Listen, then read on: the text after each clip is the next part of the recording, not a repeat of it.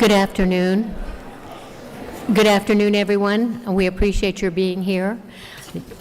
This is the Appropriations Subcommittee on Health. You're all welcome. We appreciate you being here, and we're about to get started. As we begin, I'm going to ask Representative Buckner if you would open us with a moment of prayer.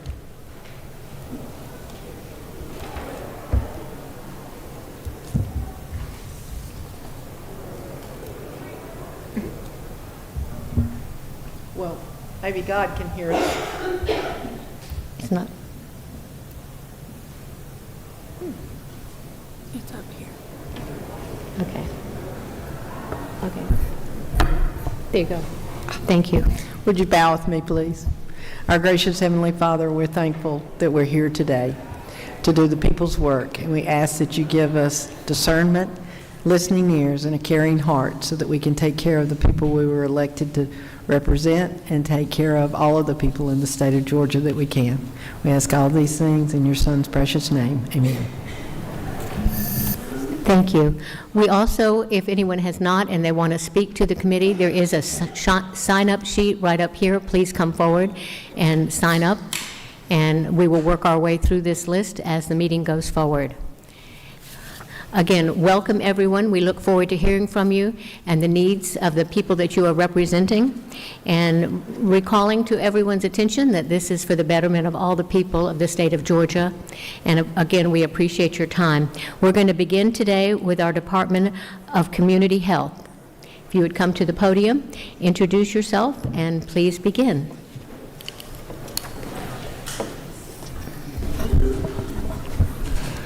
Thank you, Chair Taylor and the members of the committee. Appreciate the invitation to be here with y'all today. I walked in a little while ago. There was a senior citizens group getting a picture of the steps. I thought I might just get in there with them and just move on, but I decided to show up here anyway.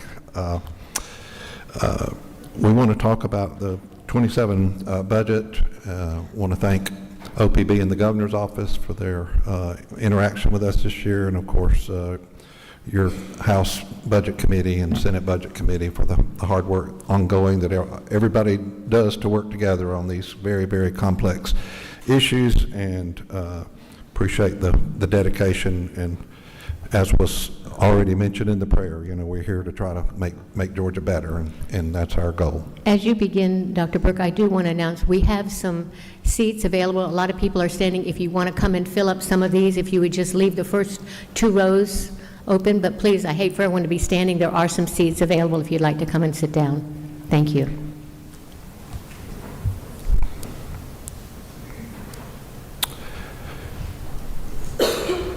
Thank you. You know, it's probably a mistake to say that the $25 billion budget is boring, but this year's budget is mainly related just to the growth of what we do every day. It's not that complex, but because I am a poor country doctor, I'm going to let our CFO, Cody, go through the details with y'all, and we'll both stand for questions at the appropriate time.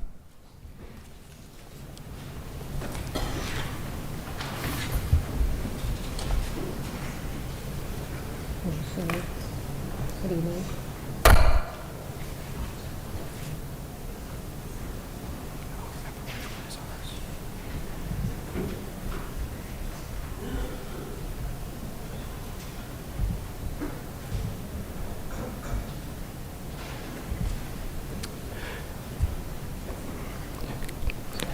Good afternoon, Chair, members of the committee. As Dr. Burke said, my name is Cody Whitlock. I'm the Chief Financial Officer with the agency.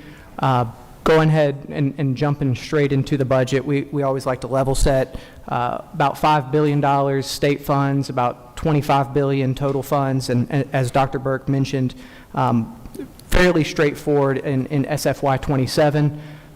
We always like to level set just to kind of highlight 97% of our budget is medical benefits. This is our beneficiaries, with the majority being our low-income Medicaid population, and our which is a capitated program within managed care, and then your ABD population fee-for-service, smaller population as a percentage, more in terms of cost just due to their acute nature.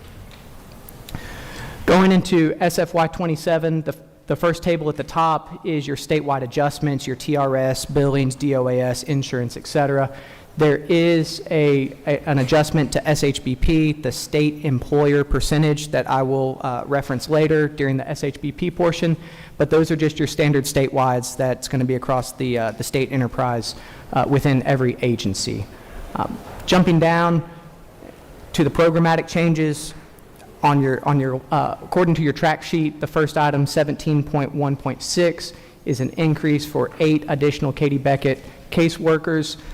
Y'all provided some caseworkers in SFY 26, and this is in addition to that, and very straightforward. They provide eligibility for Katie Beckett. There are only eligibility workers within Medicaid. The remainder of the eligibility workers are over in DFACS.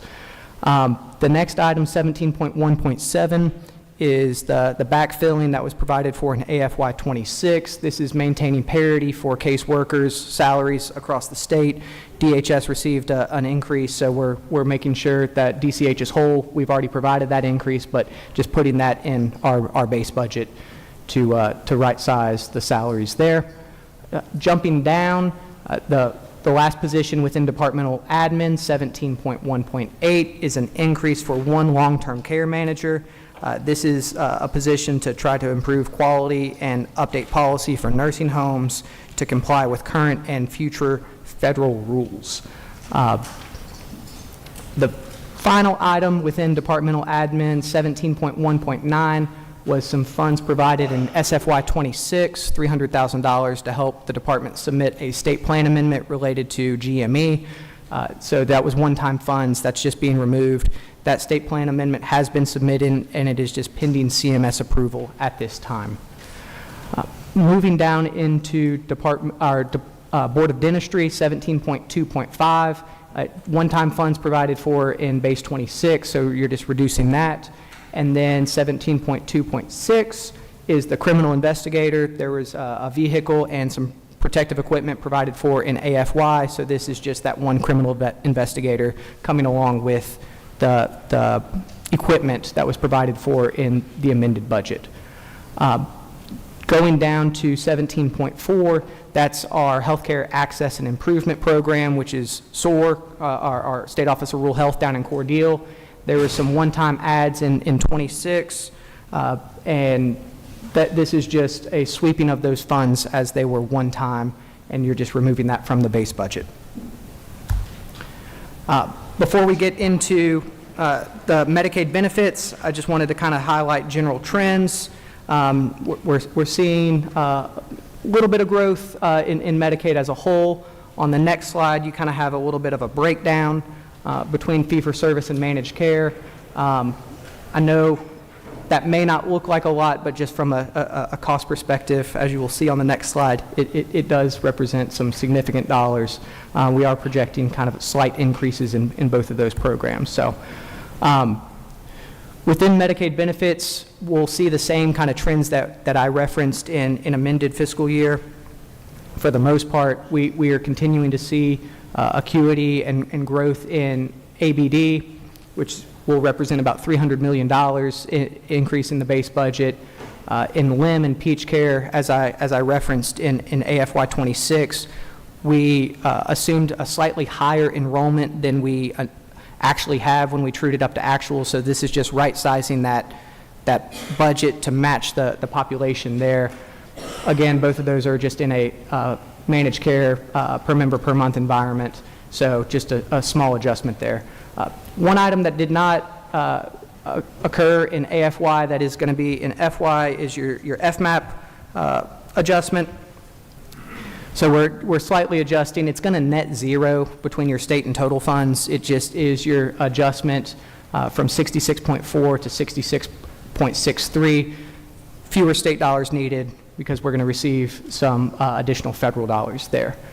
Going down to the next line within ABD, this is update in SFY 22, the Appropriations Act. Y'all directed the department to update cost reports for the nursing homes. So this is updating to reflect the most recent cost reports and the associated costs for the SNFs. Moving further down, you have your dual eligibles, your Part B, Part D premiums, so an adjustment when we have the changes in the federal multiplier. AFY 26 has the same adjustment for SFY 27 as well, related to the high-cost drugs. These are our one-dose gene therapy drugs. We're not projecting as high of utilization as we initially thought, so we're just slightly adjusting that down. So that's the reduction of the 11.8. And the three items that are the reduced FMAP savings for provider rate enhancements, that's a slight adjustment from SFY 26. There were two rates that OPB identified that had a slightly different FMAP, so that's just correcting that FMAP change. And then your final three items are your annual adjustments on your nursing home provider fees, hospital provider fees, and ambulance provider fees. Moving into SHBP, we have a few different items. 17.10.1 is some state funds for House Bill 196. This is the implementation of the NADAC pricing, and so that has been effective January 1. The $1.2 million provided, I believe, reflects the same amount that was put in the fiscal note associated with that legislation last year. There was the $3.1 million for a one-time dispensing fee until NADAC pricing went live. Now that NADAC is live and that legislation is effective, there's that removal. The final two items is recognizing the per member per month increase on your certified and non-certified personnel, going up to $2,028 per member per month. And related to SHBP, this is just kind of a slide showing projected revenues over expense in the future year. As I referenced earlier, we're reducing from 29.454% to 20% on the state employer. That's because we've had sufficient revenues from the state side to cover expense on the state side. With the adjustment on the school side, we're projecting enough revenues there to start contributing to OPEB. Our liability is going to be on the next slide. And so with that, showing the state OPEB, we are fully funded at 131%. Again, more reason for that reduction from the governor's office. And the school OPEB is currently funded at about 11%, and I think they're looking to make significant investments in that. So you've seen that increase year over year, currently at 2028. Chair, committee, that is the budget. Happy to answer any questions y'all may have. Are there any questions from members of the committee?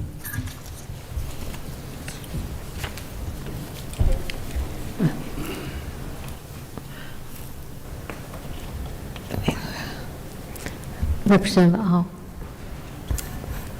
Thank you so much for coming to present to us. I first want to say that I appreciate that this is maybe the most difficult job in government, maybe even more difficult than being in the Georgia State Senate, so thank you so much for the work you put in, and I know how hard you work at this to do good for the people of Georgia.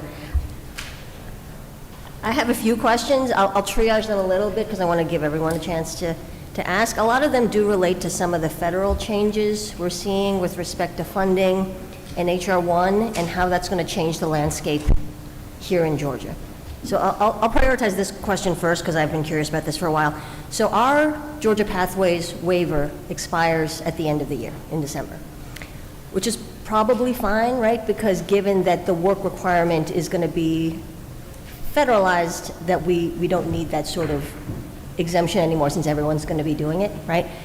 We had talked at the last budget meeting we had for the amended 2026 budget about that Georgia's program is going to have to actually change a little bit to harmonize with the work requirements from the federal level, which are actually somewhat more lenient than what we currently have.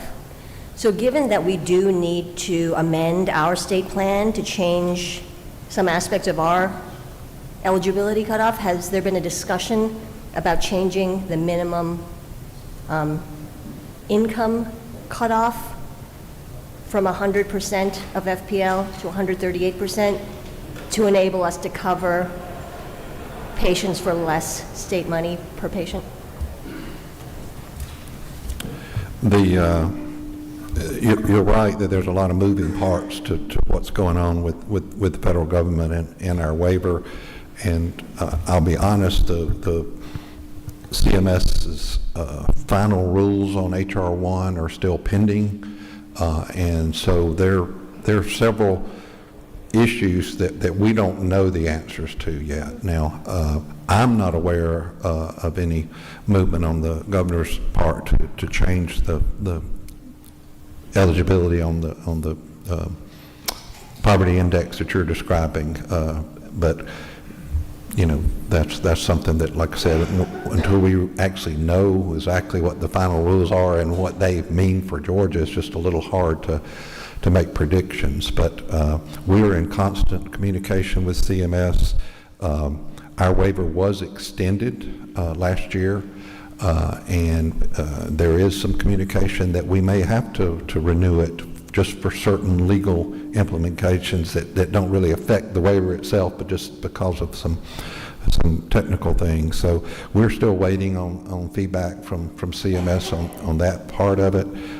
And you're right, there is a change in the, I'm trying to remember what the term is, but the child care piece of it, our waiver allows that to happen for caregivers up to age 6, and the federal one, it goes up to 14, so we will have to change that. And then there's another category of eligibility with chronic conditions of health care fragility or some term like that they still haven't defined, so we don't know what that will mean as far as the numbers that might qualify for Georgia, but we expect that to increase our eligible people, but it's not based on income. Do we know from CMS when they're going to have those guidelines issued? By law, they're supposed to have them by May. Now, my understanding is CMS understands that all the states in the country are kind of in this position that we're in, and my understanding is they're trying to get them out before their absolute deadline, but nothing concrete. And then just final follow-up on this part of the question is there an openness, given that there will be federal funding cuts across a lot of different parts of the healthcare program, to be open to raising that income cutoff to 138%, thereby allowing us to use less state funds for this and divert it maybe elsewhere? Mm-hmm. As I mentioned at a Senate budget hearing yesterday, we will support the budget that the governor signs, and so we'll see what's in it.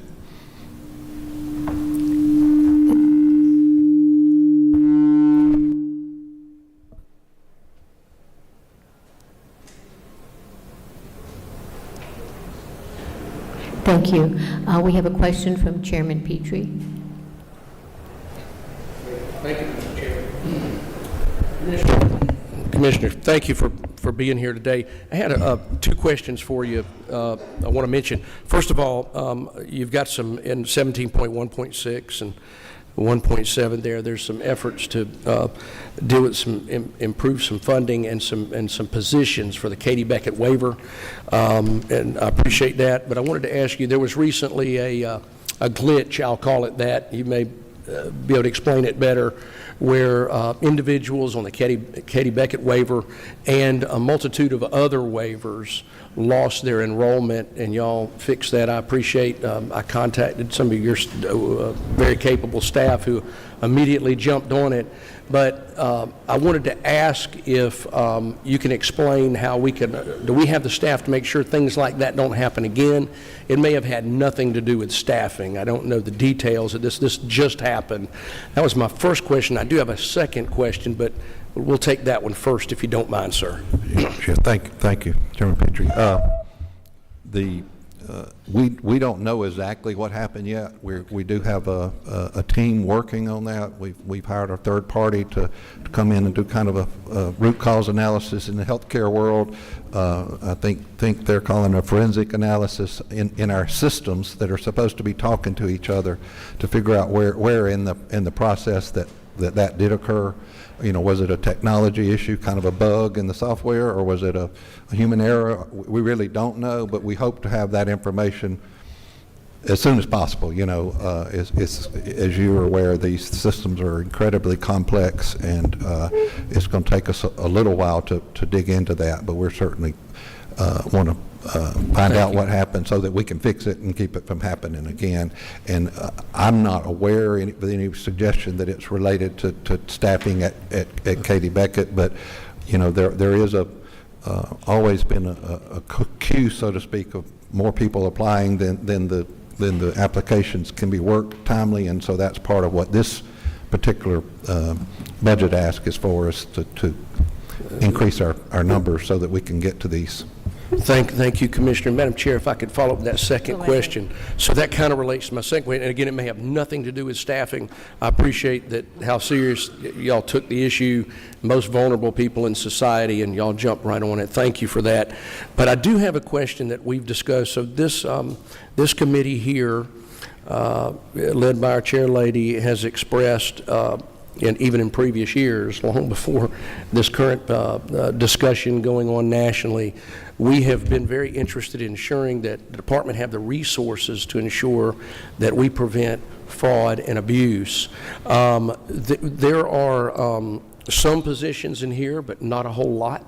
I've been serving people for many decades, and more than I'd like to admit, frankly. And I know the department, we're serving more and more people, and we have a department that is really much smaller than it used to be, and and I applaud the efficiency we have as a department. But I wonder if there aren't some positions that we should speak to you about that might help make our compliance side more robust to protect against fraud. Could you speak to that, Commissioner? Yeah, thank you for the question.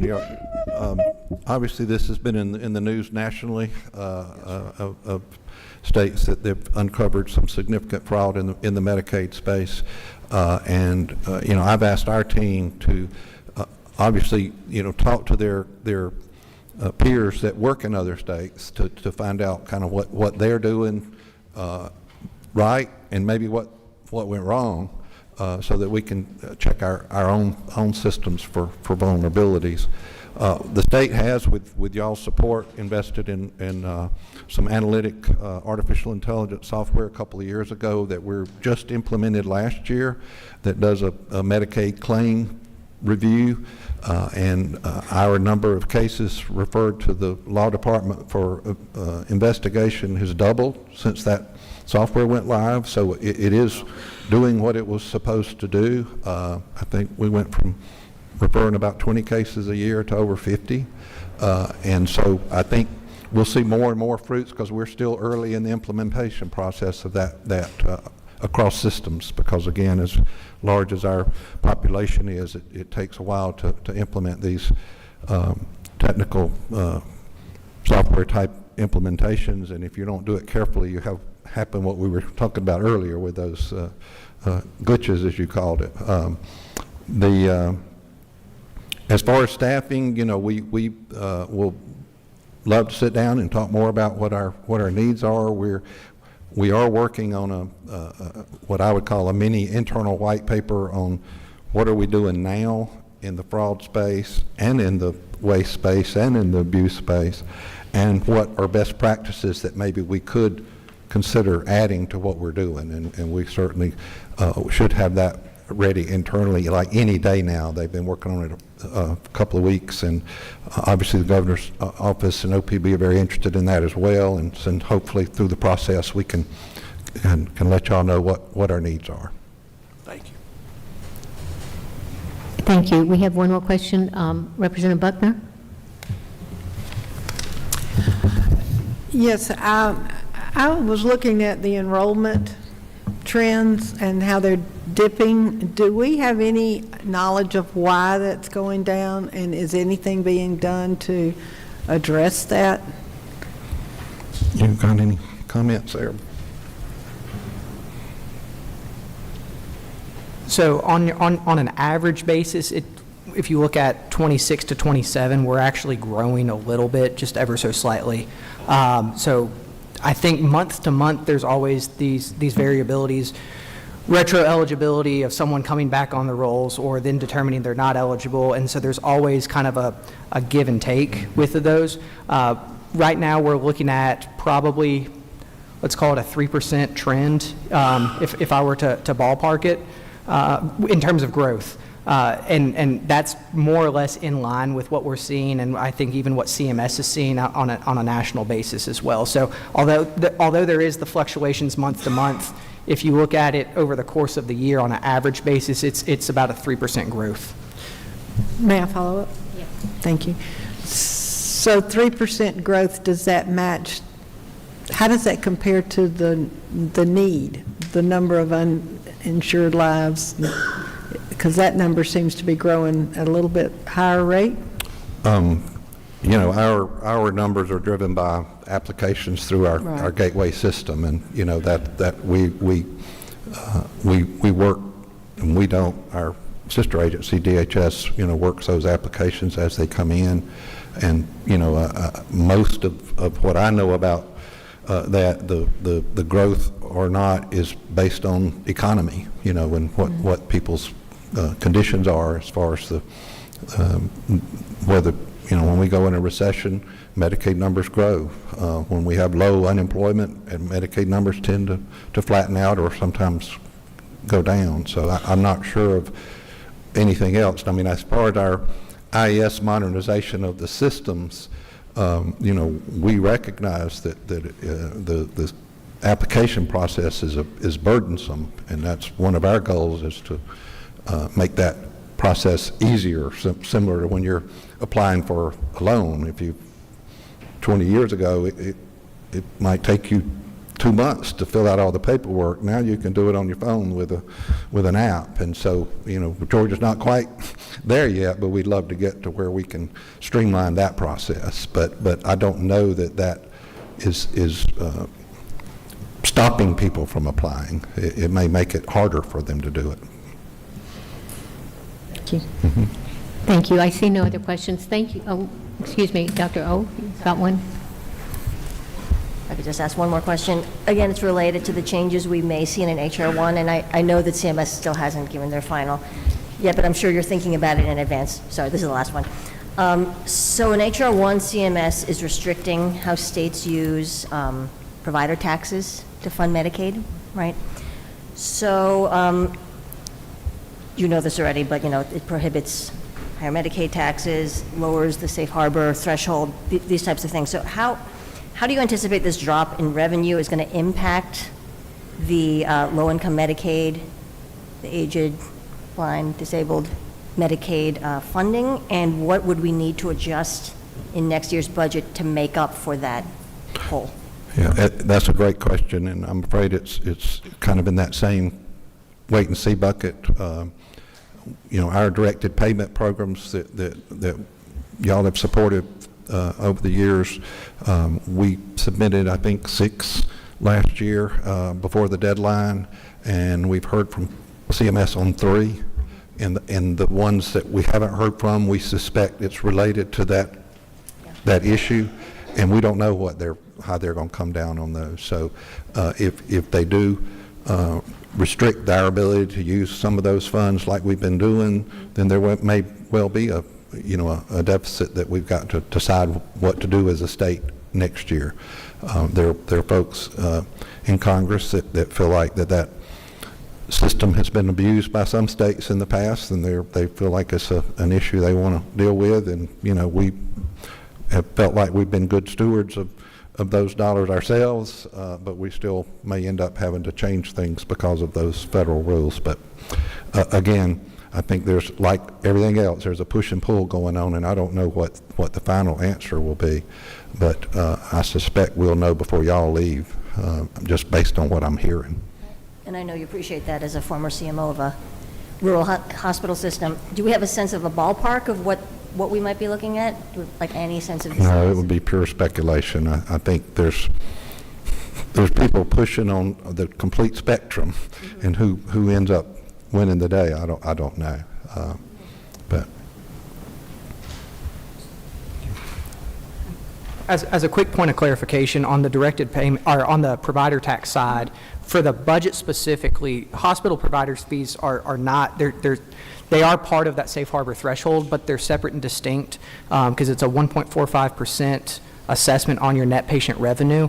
That's already under your safe harbor threshold. So when we're talking about the changes related to HR1, it really, for Georgia, equates out to that directed payment and the impact on the providers associated with the directed payment, not inherently the low-income Medicaid and the budget, just for a sense of clarification there.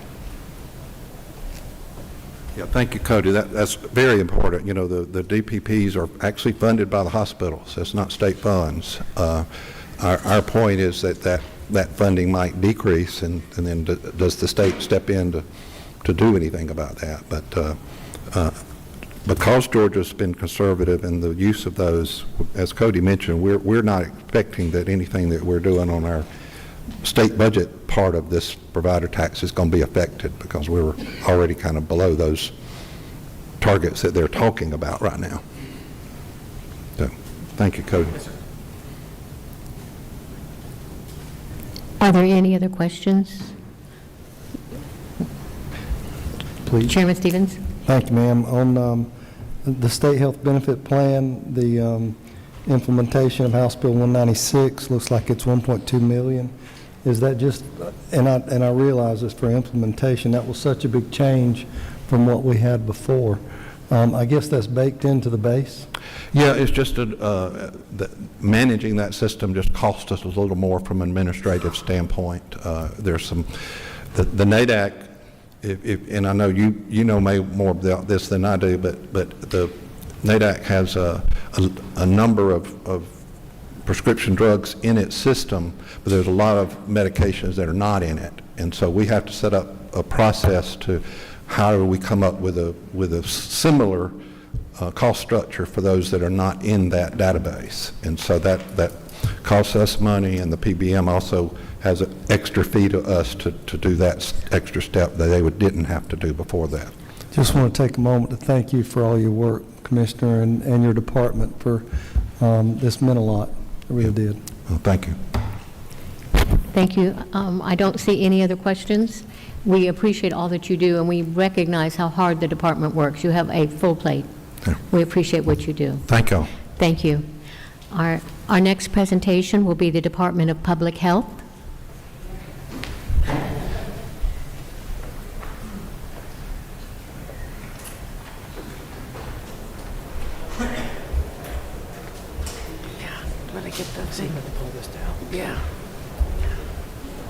Welcome, Dr. Toomey. We're happy to have you here today. Thank you so much. Thank you. I appreciate being here, Madam Chair and committee members. This is a relatively short but very positive budget from the governor, and I'm just thrilled to be here to be able to talk about it today. Introducing, as you know, Will Bell, who's our CFO, and who's helping me up here. Let me just start with the governor's recommendations. These are statewide recommendations, and so you've heard about these already. No special clarity around these for public health in general. But the next two items, many of you have heard about, you've heard me talk about it at length. The first, I am very pleased to say that the governor has recommended some additional funding for the home visiting program. You all were the ones who supported home visiting for the first time. And for those of you who may not have been on the committee at that time, several years ago, there was great concern, as there has been for many years, about maternal mortality in Georgia, but also infant mortality, because infant mortality and maternal mortality and outcomes really have to go together. And looking at the Maternal Mortality Review Committee, which we have, which is an excellent, excellent committee that does excellent work, recommendations have been consistently that we implement a home visiting program that at least initially starts with the highest risk moms who themselves have had a prior pregnancy with bad outcomes, who have underlying health conditions or other conditions that may put them at risk for poor pregnancy outcome. We implemented initially with your support, expanded last year, now currently are at 75 counties in rural Georgia, and with the governor's support, we'll be able to expand to a total of 96 counties, 21 additional counties in these high-risk areas. Most have no prenatal care, no obstetrical services in these counties, and this provides these basic core services that will be so critical for a healthy pregnancy outcome. And you can see in the map this addition from the governor, and with your support, would add the pink area to the red area, which are our current 75 counties in rural Georgia. What is unique about the home visiting services that we provide versus others, because there are some federally funded programs, is that we have a comprehensive approach that includes medical assessment. Many of the federally funded programs do not do that, or they're limited in who we can enroll. And this has totally open enrollment for whatever reason that we feel that the mother would benefit from this, and the baby would benefit. We can enroll those family members into this program prenatally as well as postpartum, to at least a full year postpartum. And unlike Dr. Burke, I too started out off in rural care, not here in Georgia, but in Alaska. And there's similar programs like this there, which help frame the kind of the development of this program, at least in our minds, and we're able to adapt it to our Georgia needs. And I think that's what's so exciting for me, is this is based on Georgia data, Georgia needs, Georgia opportunities, and in such a short time, we have seen the positive outcomes. In your packet, you'll see that there's some a description of the program, but also some anecdotes about some of the positive outcomes we've had, as well as excellent data.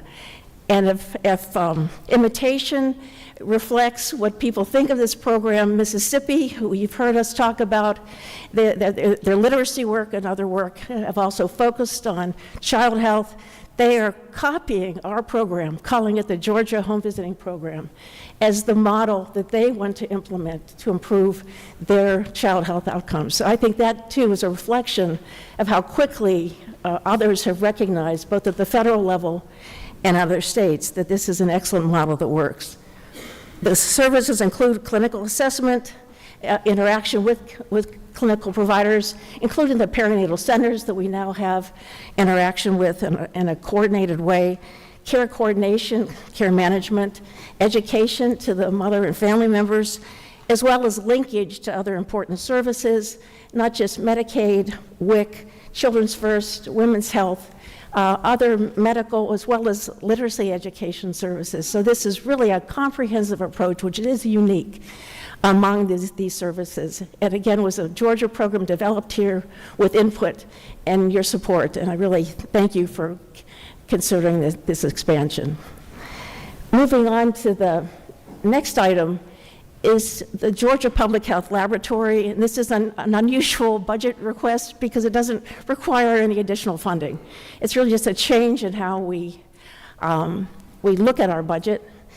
Our public health lab, by the way, is the only lab that does many services that public health alone is authorized to do. We have two laboratories, actually, we're here, one in Atlanta, one down in Waycross area. And if you haven't already, I urge you to visit us, because these are really impressive centers for laboratory work that's not a Quest, not a LabCorp, but a unique set of lab services that we provide, particularly, and perhaps most importantly, newborn screening. Newborn screening touches every infant at birth in Georgia. We alone are the only entity that do those services, and we'll continue to expand and work to expand it, thanks to Dr. Burke, who I think has left already, but through his support and the CMS Rural Health Transformation Grant, we're going to be able to expand that work in newborn screening to the Waycross lab as well, to ensure redundancy, so it's not just the lab here in Atlanta, as well as increasing the time, avoiding any time delay between the infant birthing site and the test. And so we can improve efficiency and effectiveness of that program. And thank you to Dr. Burke and his team for working with us on that. The other thing that we do, which is unique in that laboratory, are things like emergency preparedness. We started that really in the Olympics, 1996. Post 9/11 added a lot of bioterrorism agents, continuing to do this work both now and for FIFA, for the World Cup. Again, these are some of the things that are unique to our work here. But what we are doing is just combining the 6 lines that are our current budget of our lab into a single line item. So it's like combining 7 checkbooks into a single checkbook. And if you could imagine, it was very hard to be efficient and effective in managing the laboratory work, and particularly because there could be redundancy or missed opportunities for consolidation and improved effectiveness of some of the programmatic funding, because there are all these different sources, and you may not even realize that you are already funded for that. But as simple as this looks, combining 6 line items into a single line was really hard to do, and it wasn't something we could do without the support of the governor and the Office of Planning and Budget. And so I really want to also not only thank the governor, but also Rick Dunn and his team for working with us on this, because that was a bit of a challenge, but we appreciate your support for that very cost-effective change for our laboratory funding. And last but not least, a request for bonds. This is for several of our district health offices in Waycross as well as in Rome, and also the laboratories, both of the laboratories, and this preventive maintenance of these relatively old buildings.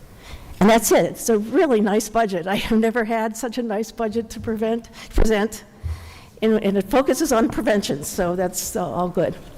Thank you very much for that presentation. Are there any questions from the committee? Dr. Al, Representative Al. Thank you so much. It's nice to see you again. My question is about the home visiting program, which Yes. is really exciting. I can tell how excited you are about it. I was going I'm to say, excited thank you about for it. being excited again, because every time I talk about this, it's kind of a joke among the lobbyists. Yeah. It's great to have a type of program that's question? demonstrated to work and supports Question? public health best principles that is increasingly funded because it helps people.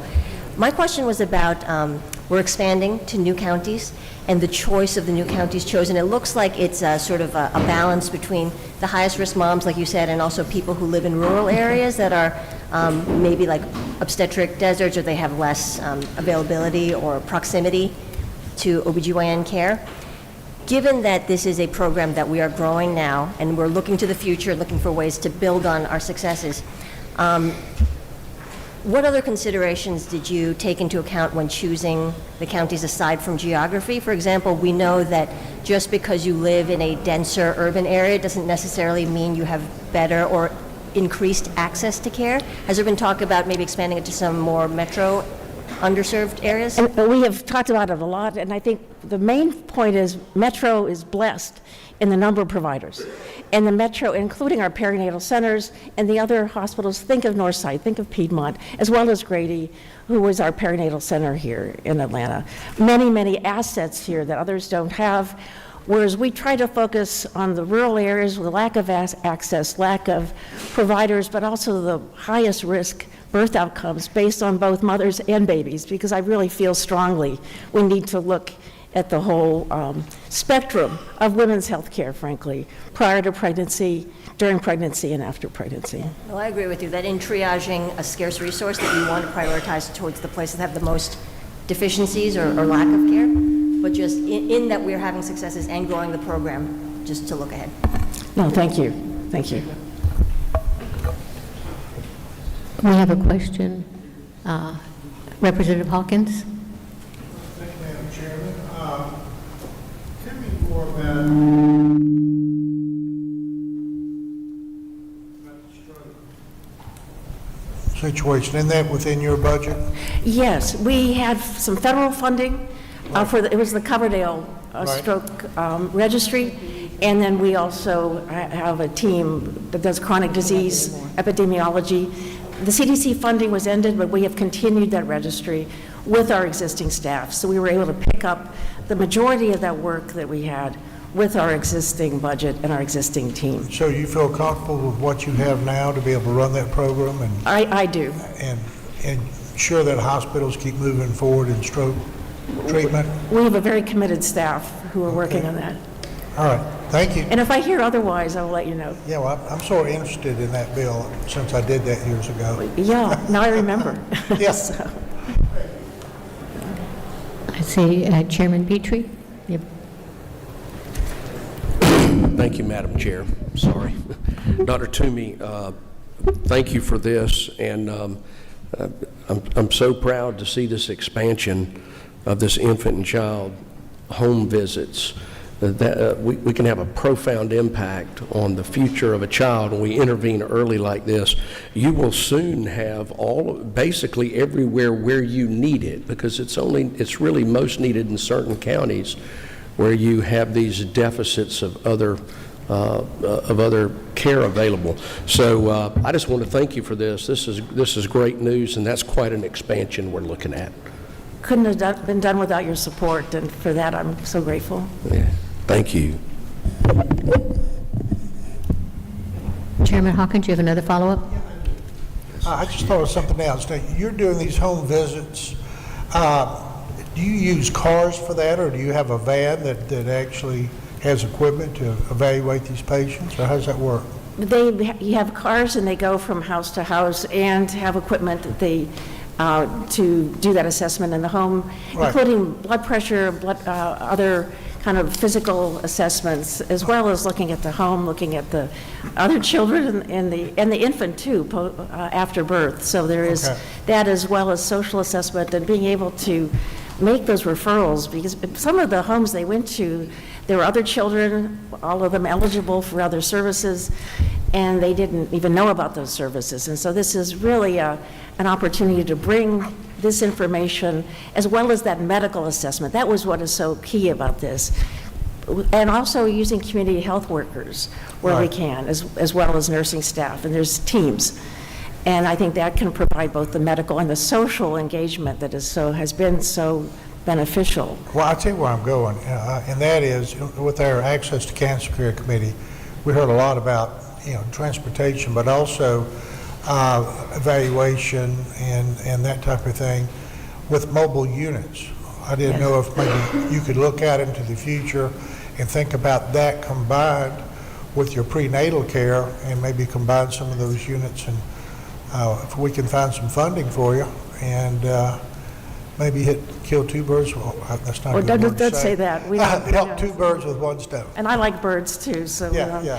And the other thing, that you all have been very, very supportive of our perinatal program, and we, Right. through your support, we have established, through the perinatal centers, telehealth programs, and we'll be, enhancing that, where in the health departments, these high-risk moms can get some of that really highest risk fetal maternal medicine assessments, through telehealth. And so again, this couples with the home visiting to really strengthen the rural area that have been OB deserts for so long. See, we wouldn't have to reinvent a model of where these people are and how to get to them and the routes that you take for a cancer screening system also. It seems like we could possibly run that No, it's through your funny department. you bring that up, because I just had a conversation about that a few minutes ago, so. Oh, I missed that then. No, you- Before I got here, No. on the sidebar. No, that's really, Let's talk about that. some we more will then. indeed. Good, thank you. Good, it's on my mind.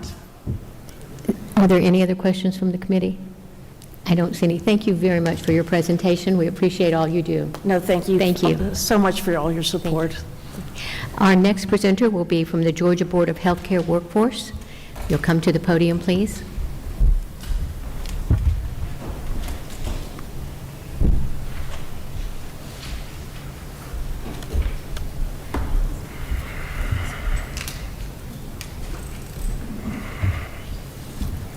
Thank you. You're welcome.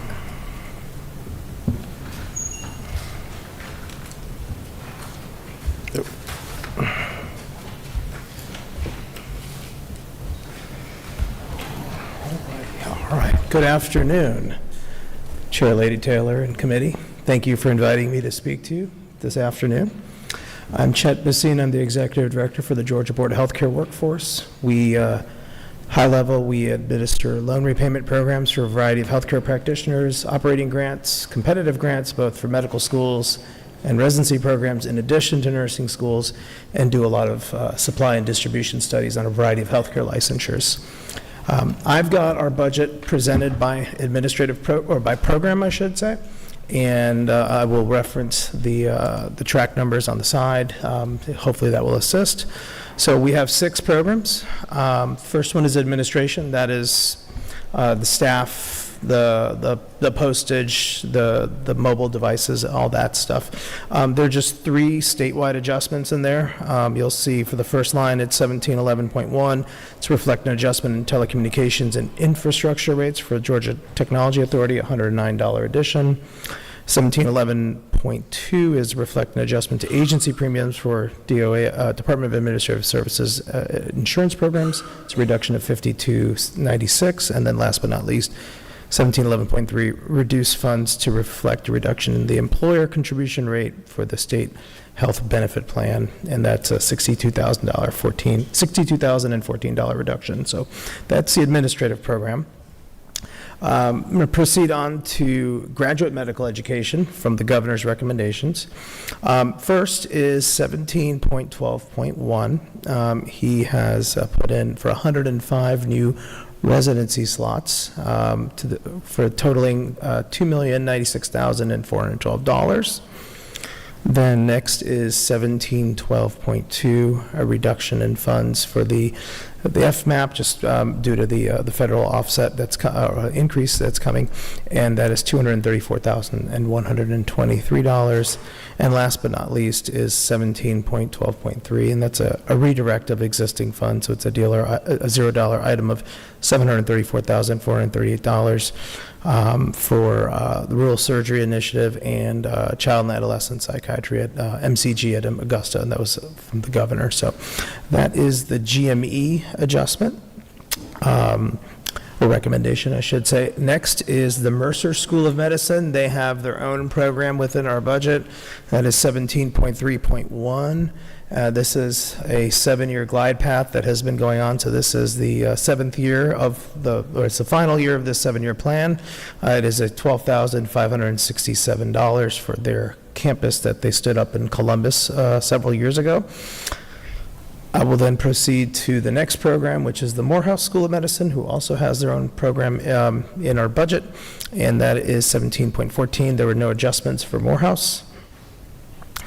Next is the healthcare practitioner loan repayment. That is all the loan repayments for the variety of licensures that we administer. There was no adjustment in there. That's 17.15. And then last but not least is 17.16 healthcare education programs. The governor has put in 17.16.1 increased funds for medical student capitation for 380 certified Georgia residents at the Philadelphia College of Medicine, also known as PCOM. That is $2,417,940.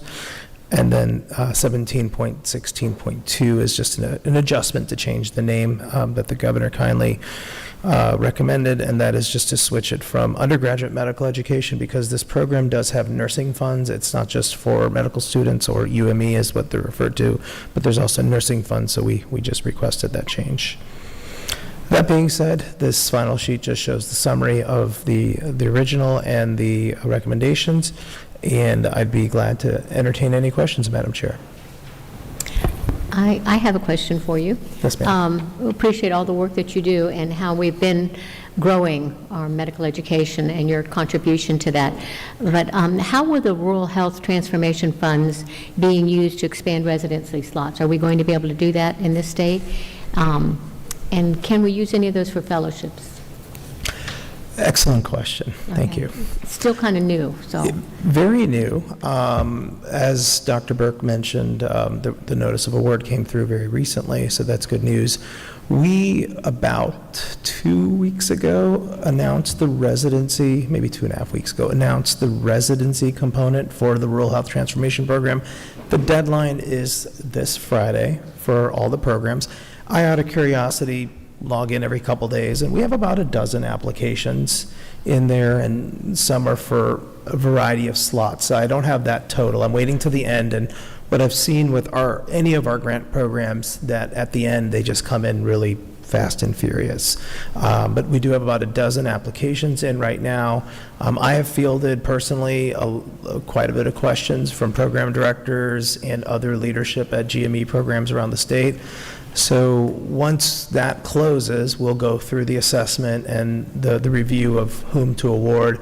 And then these sites in this existing match cycle, because I did speak with the NRMP or the match organization, so our timings, our dates are aligned with the way they operate.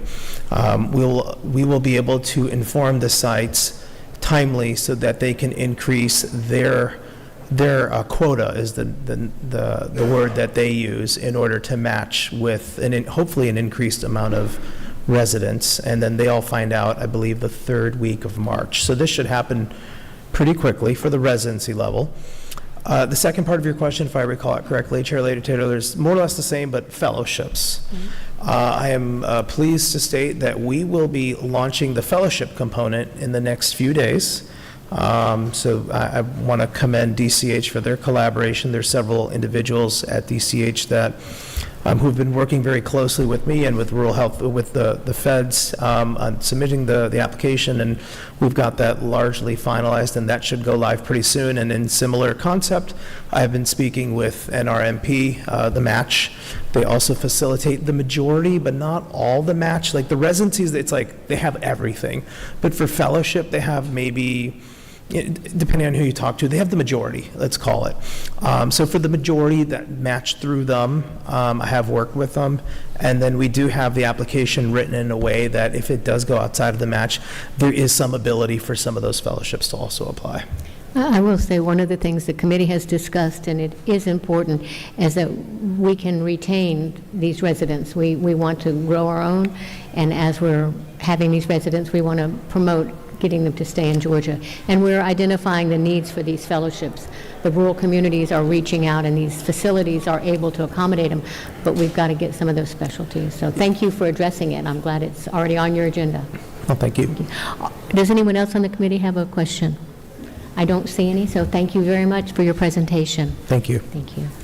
Our next presentation will be the Georgia Board of Dentistry. While you're coming forward, if there are any late arrivals, if you want to speak to the committee, we do have a public comment section at the end, and there is a form up here to sign up if you have not already done so. Thank you.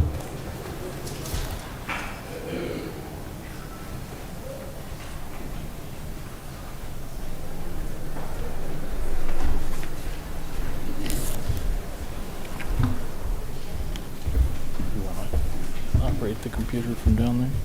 Wait.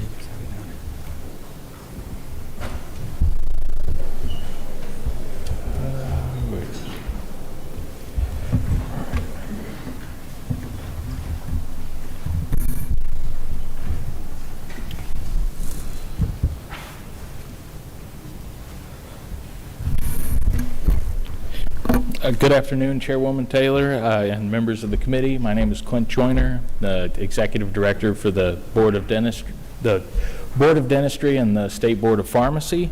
With me this afternoon is Director Stacy Altman, who's our Director of Investigations and the Dental Board's longtime Chief Investigator prior to his promotion to Director. And also with us this afternoon is the Dental Board's President, Dr. David Resnick, to support us this afternoon. We're honored to be here. Thank you for allowing us to speak on the budget for FY25. Go ahead. If it pleases the committee, Madam Chair, I'll be starting with the Board of Dentistry, and then I'll pause for questions and then proceed in the same manner with the State Board of Pharmacy.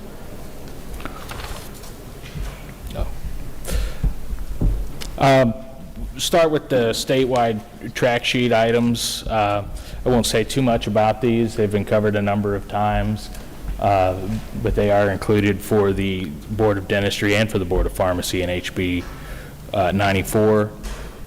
The Board of Dentistry also has some specific items at lines 17.25 to eliminate funds one-time funds provided last year for protective equipment, and then also to increase funds for one criminal investigator at line 17.26. We're very grateful for the addition of the much needed additional investigator. However, the Board of Dentistry is requesting funding for 6 additional positions to build out the investigative unit for the board. That is one investigations manager, compliance manager, 1 additional criminal investigator, and 3 compliance investigators. On the chart on this slide, the dark green squares are the positions that are already funded, and then the position that's currently in HB 94 is in the light green. The unshaded boxes are the additional positions that we are requesting. And we make this request to support the board's statutory duty to regulate safe practice of dentistry and to protect citizens in Georgia. We're requesting funding for the additional investigative and compliance personnel to address the board's case backlog and accelerating complaint growth.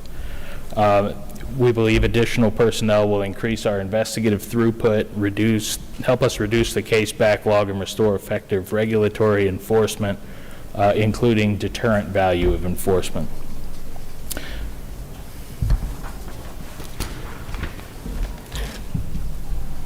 The current concern for the board's investigative unit is that investigative demand exceeds investigator capacity. We're seeing over the last 10 years, we've seen an increase of 17% year to year in complaints. And last year during this same hearing, we predicted that our cases would be at 960 for the previous fiscal year, and we wound up at 1,007. And we are expecting this year that we will be over 1,200. And then we also are still dealing with a significant backlog. What we have found is one investigator closes approximately 20 cases per year.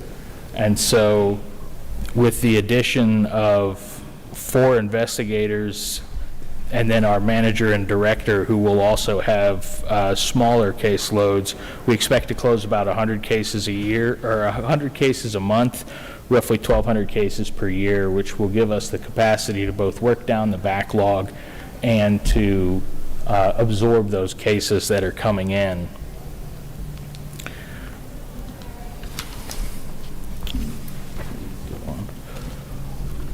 Additionally, we've requested compliance investigators. The board started tracking all orders for compliance with the beginning of FY25.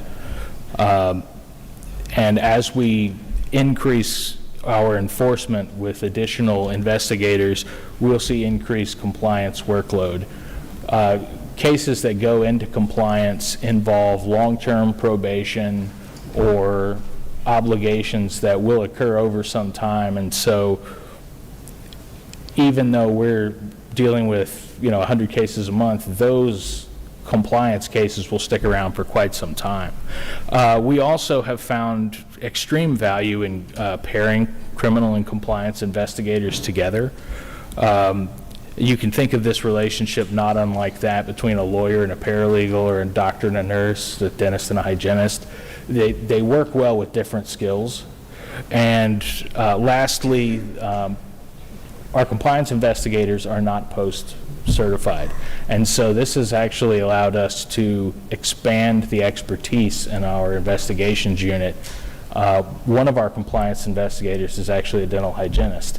And so she brings that knowledge and understanding of how a dental office works from a personnel perspective that would otherwise be lacking in our investigations unit. And so that combination of post-certified investigative police officer specialists and non-post-certified personnel has been exceptionally valuable to us.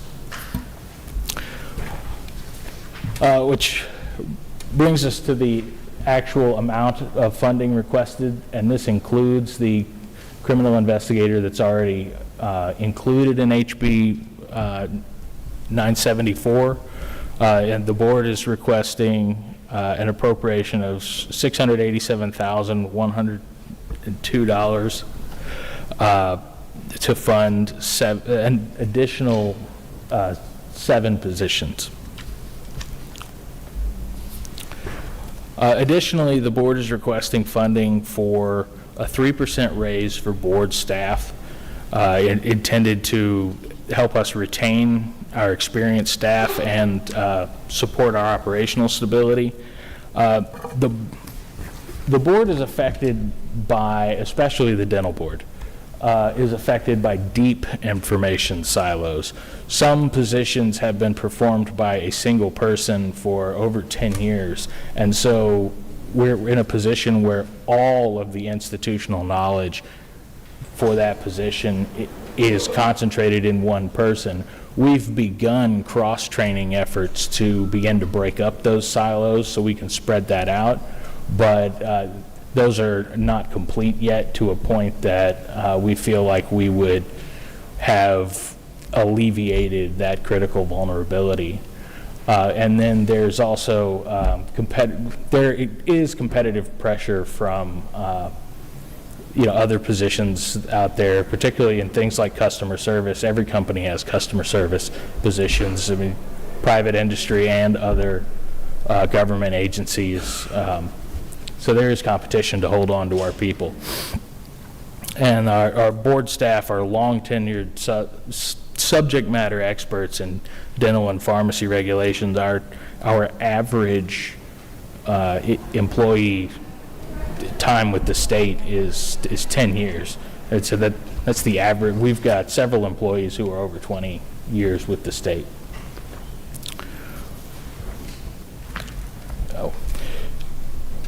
And so this is a breakdown of which positions for the Board of Dentistry would be affected and the amount of funding requested, which is $18,410.92.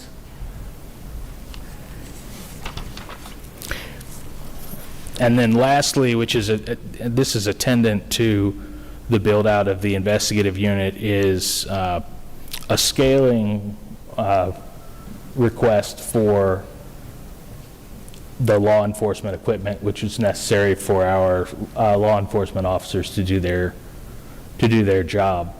And I say scaling because if we intend that this will scale with the number of criminal investigators or supervisors that are provided or funded. We have also included a request for funding for a firearms safe and an evidence locker, which are new one-time requests because the agency after last year now has state-owned firearms that we need to be able to store safely. And that brings me to the end of the Board of Dentistry. Let's see if there are any questions. Representative Buckner? Thank you. I'm always impressed by all the heavy-duty equipment you have to have for your criminal investigators, and I was just curious about the timeline for hiring those investigators and how long, what's the time frame for you to hire those investigators? This last year, it was a lot longer than normal. We took time after the beginning of the fiscal year to make sure we had policies in place relative to everything from use of force to just all of the policing policies that you need to have in place, which didn't exist before. And then we began our requisition and recruiting process in August, and there was some turnover in HR at DCH, and that led to some delays. We didn't wind up getting our interviews done until December 9th. So our first investigator funded last year will actually start February 18th, or sorry, February 16th. And we had selected 2 investigators out of that pool of interviews, but one of them fell through, and so that position will repost.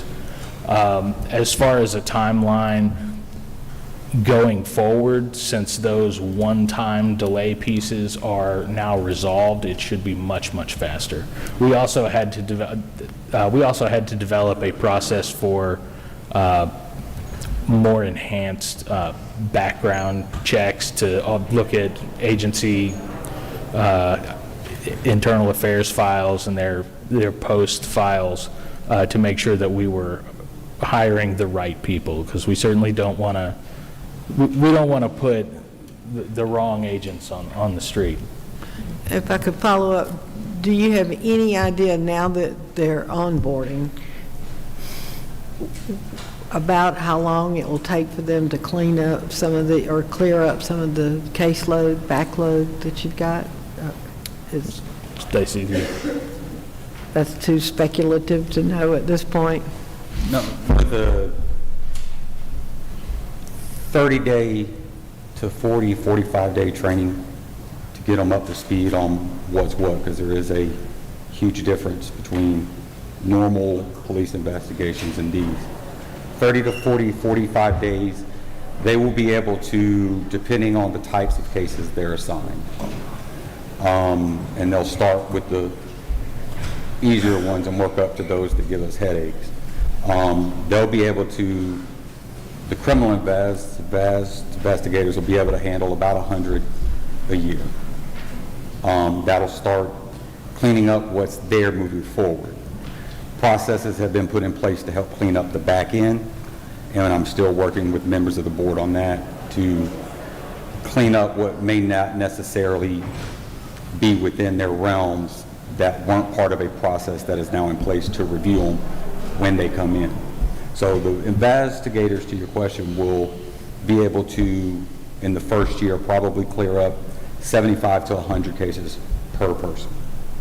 And that's just criminal. Compliance is a little different because they are going to work strict, just standard of care type cases, and those that don't require you to go out into the field.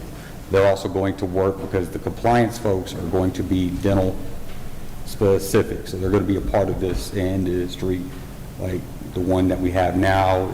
We could hire, the purpose of this is to hire people that are in the business so they can help the criminal investigators while understanding what's going on. Thank you very much. Are there any other questions? Seeing none, we appreciate your presentation. Thank you very much for sharing with us. Our next will be the State Board of Pharmacy. Fortunately, you're still stuck with me.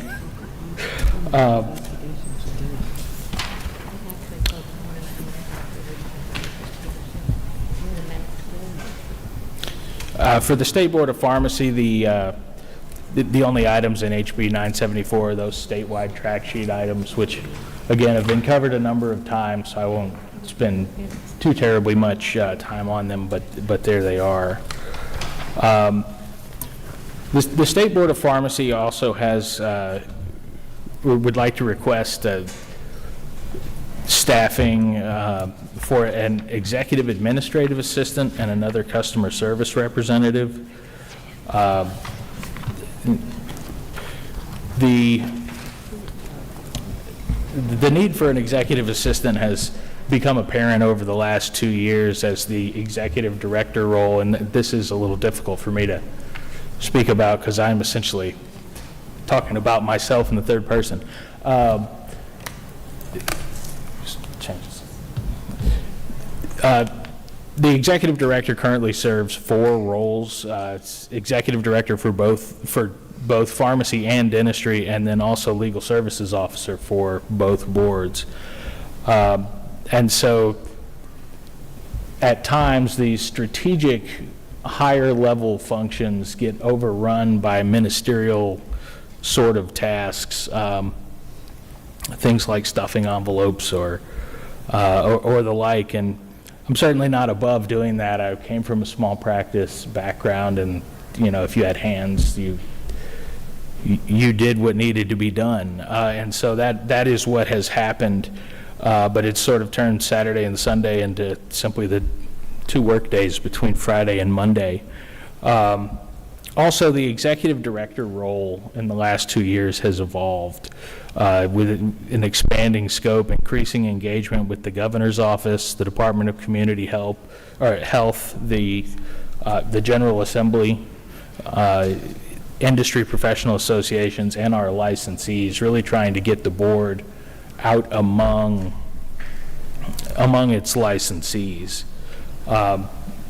And the expanded role wasn't taken on because there was spare time. It was because I felt they were necessary for the good of the agency and the good of our licensees and the good of the patients in Georgia. Accordingly, I humbly ask this committee for support in performing this expanded role for the board, for my boards, and for the people in Georgia. Additionally, our customer service department needs assistance. Our most frequent complaint is from our licensees is, I call the board and I can't get through. And so we have one CSR that primarily handles phone calls, and then 2 that handle all the other customer service functions. And that department handles phones, walk-in service, processing of checks, scanning the mail, and then processing all of our service requests. Phones is a massive part of customer service functions, but the rest of the functions in that department do require the 2 CSRs that are currently assigned there. To the phone stats. In a normal month, that's a non-renewal month, our CSRs receive 26.5 calls per hour and miss 23.3 of them. I didn't believe this last statistic at first when I ran it, and so I ran it multiple times, but our phone CSR averages 58 minutes of every hour actively on the phone. I mean, she is taxed to her absolute capacity. And renewal periods see this number of calls double or even triple.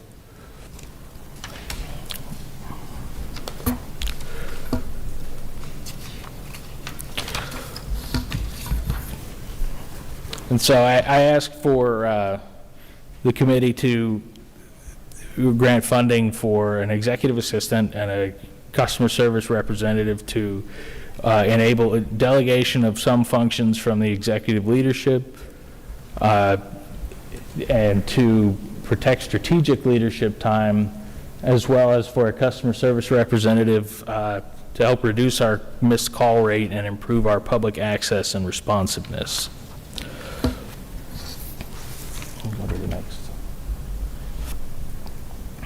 And to accomplish that, we're asking for an appropriation of $149,176.46.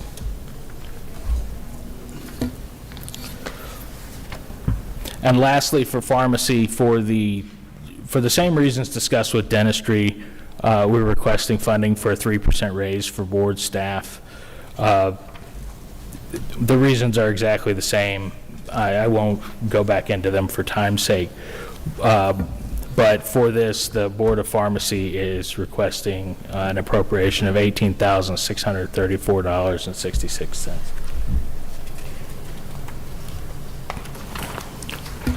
And that concludes the presentation for the Board of Pharmacy. I don't see any questions. We appreciate your presentation very much. Thank you. Thank you. Let's see, our next presentation will be the Composite Medical Board.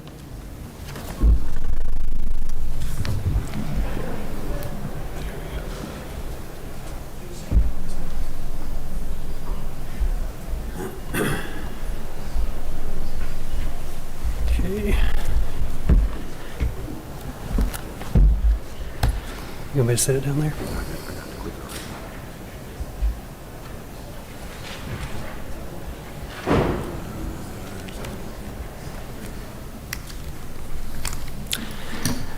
Okay, we're getting this set up. Thank you all for having us again. So the slides, I'm not going to go through all these. I am going to just pick and choose, so I'll let you know the slide number. But I'm Jason Jones, the Executive Director for the Georgia Composite Medical Board. This is our CFO, Roderick Harper. In case I mess up on some numbers, he'll be able to help me. So he'll be here on this. But first I'm going to go through some stats to kind of get you where we're at. On slide 7 is where we're going to begin. So much like our friends with the dental board and the pharmacy board, we also need additional personnel, and this will show you exactly what where we're at. So we also do licensing, compliance, and investigations as well. So we're trying to make sure we hit all those avenues. So we're starting off with the compliance cases opened. As you can see, fiscal year 24, 25, and 26, we're seeing an increase in those. Our projected total for fiscal year 2027 is 3,649, and that'll be a 162.14% increase in compliance cases coming to the medical board. And that's with us, people understanding who we are, and what we can do. So that will increase dramatically as we move forward into the next year. So slide 8, as you can see, we have 160 complaints awaiting assignment, so that's our backlog in compliance that we can't touch because we don't have enough personnel to do that. So then slide 10, we'll move on to the investigation side. These are our post-certified officers. The compliance side is our compliance investigators that work in the office, that's similar to our the other board that just spoke. So slide 10 is our criminal investigations, and you'll see that we have 448 in fiscal year 2025, and then moving into 2026, as of this month, there's 185 active cases assigned, and then we have 493 cases pending assignment. So that's things that are sitting there, and we're focusing on the complaints that have patient harm. So we're focusing on them first, triaging our complaints so that we can get those done. But as you can see, we're well over our threshold of personnel and what we can do. So next we'll move into our licensing stats, and I just want to give you these to show you what we have done with the funding that you did give us and the personnel that you did give us, and you'll see the impact, because we've been focused on licensing more so than others, just to try to get that up to speed. With our new licensing system, you'll see the numbers as we move forward. But physicians' licenses have grown. So Georgia's active physician population grew by 7,333 since fiscal year 24 when I took over. So we've had this many more physicians coming to the state to practice. And then fiscal year 26, the estimate will continue to rise to maybe around 55,935 if that trend continues. And that'll be an additional 4,218 licensed physicians. So we're looking at more physicians, we're licensing them faster, and getting it done to bring them into the state. So slide 14 is just the physician renewal. Not really going to go over that, but renewals are increasing because of the amount of physicians that we're licensing. So that's also increasing, and also taxing load on our staff. So this is some good news on slide 16. This will show you what our new license system and our new processes did. So from 7/1/2024 to 7/1/2025, before the implementation of our new system that you all funded, it took about 150 days to get a license for a physician. Since we've implemented this new system, it's around 50 days. And we want to get it to 2 weeks, but we'll talk about that in just a bit. So we are improving on these numbers as we move forward. APRN protocols, that's been a sticking point that I'm sure you all have calls about as well. So from 24, 25, and 26, in 2026, we've actually surpassed in 6 months what we've done the last couple of years. So we're looking at APRN protocols approval in this coming fiscal year to be about 7,197, which is almost triple what we've been doing. So this process is working, and we're approving more APRN protocols so they can be in the workforce as well quicker, and that'll be about a 73.89% increase from fiscal year '24. So we are moving forward with what you have provided us so far, and we're using that funding to get personnel to be able to do this and technology to be able to do this. So on average, the same timeline with the physicians prior to, I'm sorry, this is slide 19. Prior to the implementation of ThoughtSpan, on average, a protocol took 120 days. After implementation of this system, it's taken 20 days on average. So we're getting them quicker. Sometimes it's the same day if they have everything in there. So we're getting things quicker with that as well. And and that's just with 3 APRN license techs. So PA is the same. Like I said, we're increasing the numbers by what we're doing. Slide 20, it'll show you we've increased it 28.17% as far as the approval rate. So we're getting more PAs in as well, physician's assistants, to be able to help with that medical shortage. So slide 22, this is the total that we have up to date. So we have almost 70,000 licensees within the state, with physicians being the most, with 51,717. So each year we've increased. So total licensing increase since fiscal year '24 is 9,924 additional licensees that we've been able to bring to the state with all of these professions. Physicians, physicians was a large part of that amount, but this doesn't include the APRN protocols, though. This is just for the licensing count for the professions that we regulate. So slides 23 through 39, I'm not going to go over, but those are things that will give you, it'll show our workload and then the number of personnel that are recommended for that workload based on the number of calls, emails, and applications that we receive. So now we're getting into the reason we're here is slide 41, and that's going to be our finance. So we do keep some retained revenue. On average, it's $1.3 million, and that goes to operations for rent, for vehicles, for items that the staff needs, just different things to pay peer reviewers, medical directors that we have. So we use that, pretty much drain it to what we need. So that's for our operations. So what we remit to the state treasury is on slide 42. On average, it's about $9.3 million in fees that we accept and then remit to the state treasury. This year, it's looking like we're going to estimate about $11 million in revenue to the state through the funding, through our increase in licenses and processes. So we're increasing those fees because we're licensing more. Slide 43.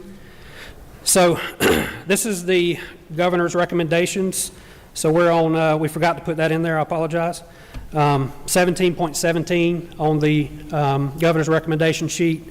This will be what is recommended. So state funds for 44 staff is $4,051,539. Georgia PHP is funded $500,000. We're losing the safe haven funding, which we'll talk about in a bit. And then the total state funds is $4,551,539. That's the recommended budget from the governor's office. The one to the right is what GCMB is asking for based on our statistics and the need to make sure that we're hitting the avenues that the state needs and what our medical professionals need and our citizens. So we're looking to hire 21 additional staff members, and that goes across the compliance, investigations, and licensing realm. So we did have a couple of plans that we were thinking about. So if plan one, if we could get appropriated 88% of the average licensing fees, we wouldn't come back to you, we wouldn't ask for anything. This will take care of what we need to move ahead and make sure that we're staying current with those numbers that are increasing, because we don't want to fall back. You know, our staff is really working a lot. They're taking on a lot more than the average. So a lot of us work the weekends to try to make sure we stay ahead.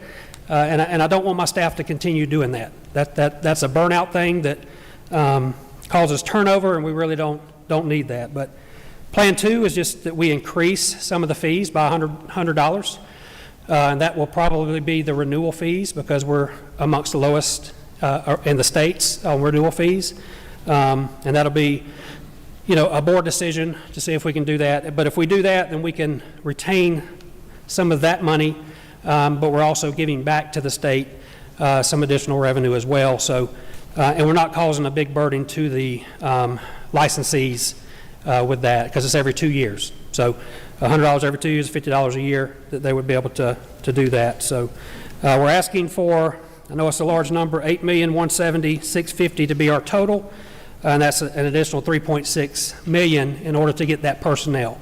It'll all go to personnel to be able to help with what we're doing. So we do have retained revenue, slide 44.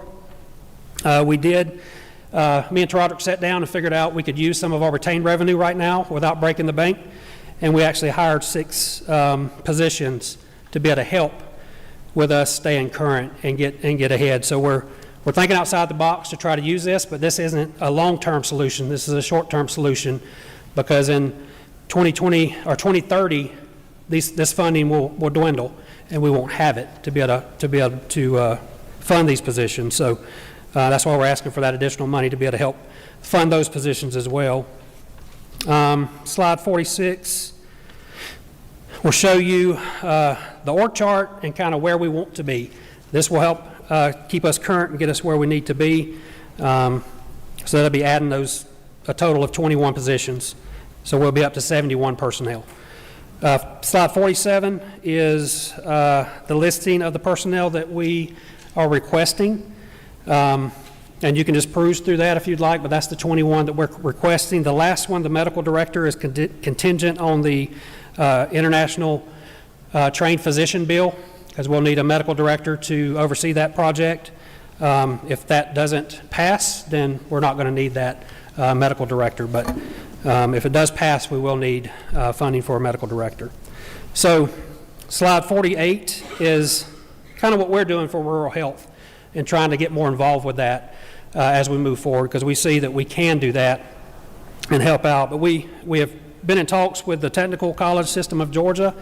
They're willing to give us office spaces within areas of the state in the rural area so that we can employ, based on some of these requests, we can employ licensed techs and compliance specialists in a dual role that will be in those areas, so that people can go to them with any issues or questions or complaints instead of having to rely on the Atlanta office for everything. So we'll be in the communities. We'll be able to go out and help train people on the licensing system, whatever we need to do in those communities to help out to kind of expedite some things, and licensing, expedite licensing as well. And then the safe haven funding, we are requesting that be reinstated this year so that we can continue serving the rural areas and the practitioners in the rural areas, so that they don't have the burnout. If there's a shortage, we know they're stressed. We know they need some help, and this program offers that.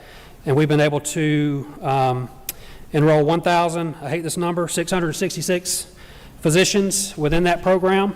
So it's working, it's doing good. We're going to get statistics on that, hopefully, so we can share that with you.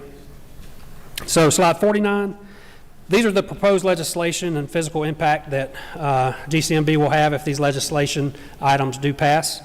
So that's just something that if you have any questions on them, I'm happy to answer. But these are some things, some positions that we will need and funding we'll need. So slides 50 through 58, I'm not going to go over. Those are things for the positions that we're requesting and why we're requesting it. So that can give you more information on why we need them and what they're going to do for us. Slide 59. What we're requesting is state funding to support 6 positions that we currently fund through our retained funds, and then have additional funding for 21 new staff positions with a pay increase, because they haven't. We need to make sure we're paying them a good salary, because losing that knowledge puts us behind even further. And then to fund the Georgia PHP and Safe Haven programs. And then the total projected expense is $8,170,650 which we do remit more than that in funds from the fees that we do receive. So that's our request, and there's a lot of stats to look over, so if you have any questions, I'm more than happy to answer them. You do have a couple questions. Chairman Hawkins? Congratulations, you talked as fast as a New Yorker with a southern accent. Tell you what, that was a lot. I've You tried. talk about increasing the renewal fees. Yes, sir. What are they now, and what increase are you looking at, say for physicians? So physicians, it's $230 right now, and we did a UGA study, which you all have, that'll show we're the lowest in the states around us. Right. But we're looking at about a $100 increase in And a that- renewal what fee. is that, a biennial? Yes, sir. Yeah. Every 2 years, yes, sir. Right, okay, how about nurses? What kind of So- license fee for nurse? Oh, that's right, you don't Yeah, do no, nurses. sir, we just do the APRN That's protocols. right, that's right, excuse me, that was a dumb question, I'm getting tired. Okay, that sounds good, thank you. Yes, sir. Thank you. Peter Hughley, you have a question? Thank you, Madam Chair. Thank you so much for your presentation. A couple of questions. Number one, this 160-plus complaints that are awaiting assignments, what is the impact of that on the citizens of our state? Well, I think it's a major impact because we're not giving them the resolution that's needed in a timely manner. Same with our medical professionals. If they have a complaint over their head, it could cause issues with their practice because they're thinking about this complaint being resolved. And the same with our citizens. You know, it takes time to do these investigations to make sure we do them right, but having 160 complaints on the compliance side is hard on the citizens because they want resolution as well. And it may be a serious incident that happened, and now they're trying to get resolution, but you know, with lack of personnel, it's hard to keep up. And the other question I have is this, I think that I saw a salary, I was trying to keep up with you going so fast. Sorry. But $45,000 is the salary for some kind of technician? So licensed techs are $43,500 a year is their salary, and that was raised in 2024 when I first came on. It was 36 or something like that. So And these people live and work here in Atlanta for that? yes, ma'am. Yes, ma'am. All right, and the last question, if given what you're asking for, what would be the results in terms of the complaints, in terms of the efficiency of licenses? What could we expect if you got just what you asked for? It's the same as what I showed you with the licensing. The timelines will decrease. We'll adjudicate more with that. So our licensing system is also going to be our investigative system. So complaints will go into that. Right now it comes into email, and then we have to put it in 3 different places. So once we streamline that, you'll see the same outcome as you do with the licensing. Everything will be expedited. I don't know the number because we haven't done it yet, but just being a case manager myself, as a criminal investigator myself, if you have the tools to do it and you have the people to do it, it'll streamline tremendously, and we can get that backlog down. Thank you. Chairman Stevens, you have a question?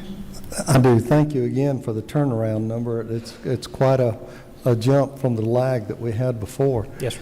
Can you tell me, since you moved from the Secretary of State over to being under the DCH, I don't know of any other board that has retained earnings that you can keep the dollars within the composite medical board, all the rest of them turn it back in.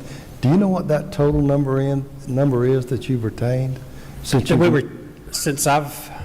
only been here 2 years, so I'm not sure, and we're trying to get a baseline because we didn't have one before. So that's why we're trying to keep track of our retained funds now, and the 1.3 is on average of retained funds per year.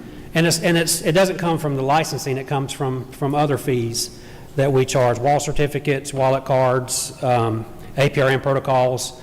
So it's not a license; it's just other that we retain those fees. And I don't know when that started, but I know we have it, and we're just trying to utilize it the best we can and try to figure out a baseline. That's per year, 1.3 on average per year. Yes, sir. Per year. Yes, sir. Representative Buckner, you have a question? Yes, ma'am. Thank you. When I looked through here, it said that you have like over 25,000 offices to inspect or evaluate, and that the number of licensed physicians is almost 56,000. We also do a lot of work on medical education and making sure there's funding for doctors, and we're trying to make sure that they stay here. What number are we trying to get to for an adequate number of doctors for the state? Do you have any idea? Just from a brief study that I did, I mean, if we're looking at 51,000 or so, I would think 80 to 90 to compete with the other states, according to, you know, I think the Medicaid data and things that I've researched. So North Carolina's comparable to us. We would like to be, you know, 80, 90,000 physicians, not including the rest. Got your work cut out for you. And that's why we're building the relationships with the other agencies to see how we can all work together. You know, Chet and his team, DCH, Technical College of Georgia. How can we better recruit and help you recruit? Because that's not our duty really, but I think it is our duty. So we're trying to figure out how we can better do that to better meet that. Yes, ma'am. I have a quick question. How often we're talking about physicians, have to renew their license, and what is that process? So every 2 years, and we've kind of automated it a little bit better with our new system. So as long as they meet certain questions they answer and they meet the citizenship requirements and they don't have any adverse actions, then it's usually a fairly instant process. That was one of the things. What do you specifically look for? And is there a new background check, or is it just, are they still employed the same place? What do you look at? So we have a questionnaire that they do. Have you had any, have you been arrested? Have you had any sanctions on your license in another state? If you answer no to those, you're a U.S. citizen, and you haven't had any issues, then it's an automatic process. If you had some issues, then it gives us an alert, and then we look into that and see what else is needed. So that renewal could be prolonged, but we don't require another background check, but the initial license is a background check, which is a fingerprint check, but we don't require it on renewals. Along, I guess it's similar to that, but what kind of outcomes? I think we may have presentation later, but the wellness programs that we put in last year, have you seen good results? Have you referred people? We have. Are they working well within your department? We have. So with the Safe Haven, we've had a good impact with the 1,666 enrollees. We have specific information for what programs they have been entered in, but that we may not share, but right now. But the PHP has also seen an increase in enrollment. 46% increase in enrollment with what they're doing. So both programs are doing good as far as helping our physicians. Thank you. Dr. Au? This is not a question, but just to fill out your answer. Also, the other things that I appreciate in terms of relicensure that the Composite Medical Board asked for directly relates to keeping track of our medical workforce in this state. So in addition to looking at all the background screening and so forth, they ask, do you work in a hospital-based system? Do you accept Medicaid, Medicare? Do you speak any other languages? What % of this type of patient, that type of patient do you see? And are you looking to retire within the next, 5 years, something like that? So that's actually really great that they force us to go through this every 2 years so we can keep track of if we're losing doctors, if we're looking to have attrition in the near future, and what kind of populations we serve. So thank you for keeping that in there. And Chet asks us for more every time. I don't know where he went, but we do get a lot of information. Chairman Stevens? I'm not sure if I missed, were there any increases in PA's fees, licensing fees? No, sir. There hasn't been any increases yet at all. We don't want to increase, but we're looking at options to see how we can if we need to. Thank you. Yes, sir. I don't see any other questions. We appreciate your report, and we are going to take a 15-minute break. Thank you. Thank you.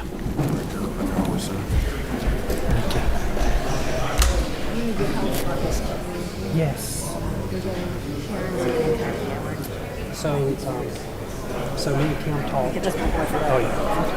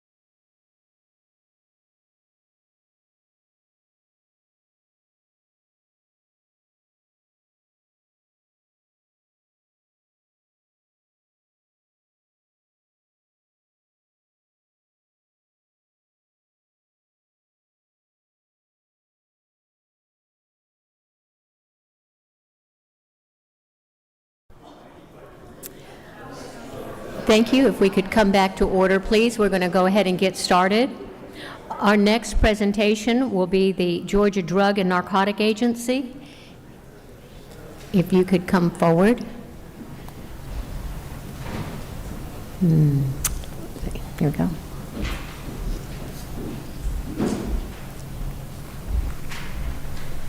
Thank you. We appreciate your being here.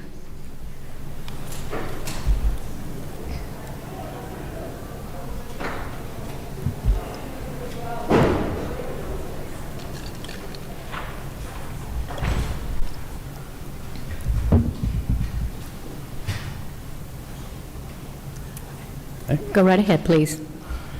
Good afternoon, Chairman. Good afternoon, committee members. My name is Michael Carnbach. I'm the director of the Georgia Drugs and Narcotics Agency, and on this late afternoon, I bring you the gift of brevity. So it will be short and sweet. Thank you for the opportunity as well to speak in December. We talked about our agency and the importance of the agency. We talked about the inspections that we do of all the pharmacies throughout the state.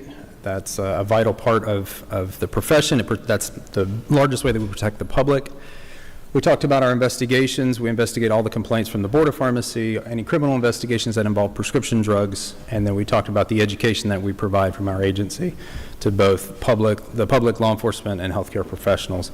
Our agency, as this pertains to what we're asking for, but our agency our agents are law enforcement officers. They're also licensed pharmacists, so we're able to provide that on-site expertise for our investigations and our inspections as well on both the criminal side and the on the clinical side. So just getting straight down to it, what we're asking for this year. We're asking for 2 additional special agents, and I'll justify why here in just a second, but our ask is $319,268. Our starting salary is $95,239. For an agent, again, that is a pharmacist who eventually goes through the police academy. We are asking straight for salaries only. We're not asking for equipment. We intend to use current federal asset forfeiture funds to provide the vehicle, to provide the necessary equipment and the training for those new personnel. This is the reason why. Our previous organizational structure is simple. We're a smaller agency. We provide a lot of services to the state, but we stay concise. We had 12 special agents that were reporting directly to the deputy director. Our agency conducts thousands of inspections a year and hundreds of investigations, and all of that was funneling to one position. That didn't really make sense from a managerial standpoint, so we broke it out just a little bit. We took 2 positions. We reallocated those special agent positions into supervisor positions, and so now we have 1 supervisor overseeing 5 agents in the state. It makes sense. It's shown progress. We tried to do it as we currently are right now. So as it stands now, the supervisors still work the same caseload. They work the same inspections. They do the same work that they did as an agent. They're just a supervisor on top of it. So their hands are tied in a lot of ways as a supervisor. It makes the most sense to pull them out of that territory and to bring in new hire for that and let those supervisors be genuine supervisors. Again, we tried to work it this way. Our supervisors are working a lot more than 40 hours a week, and I think it's overtaxing on them. It doesn't really make sense. But the position of supervisor is productive. We've seen our days of investigations. Our average time for investigations about a year and a half ago was about 80-something days. We brought that down into the 60s, and we are now, I'm happy to say, into about the 50s. So our turnaround time on an investigation is about 50 days, which is a fantastic service. So when a complaint comes in, it's immediately assigned to an investigator, and within 30 days, we've made contact with that complainant, that patient, and then we've worked that case and potentially completed it within about 50 days or so, give or take. So you can see the territories here. If we don't backfill that, those 2 positions, because those supervisors are going to have to come out of that area regardless. If we don't backfill that, what we wind up with is realigning the territories. And based off the large geography of our state, we wind up with people that cover a very large area. We've tried this model sort of in the past, and we had agents that were covering 20-something counties in South Georgia.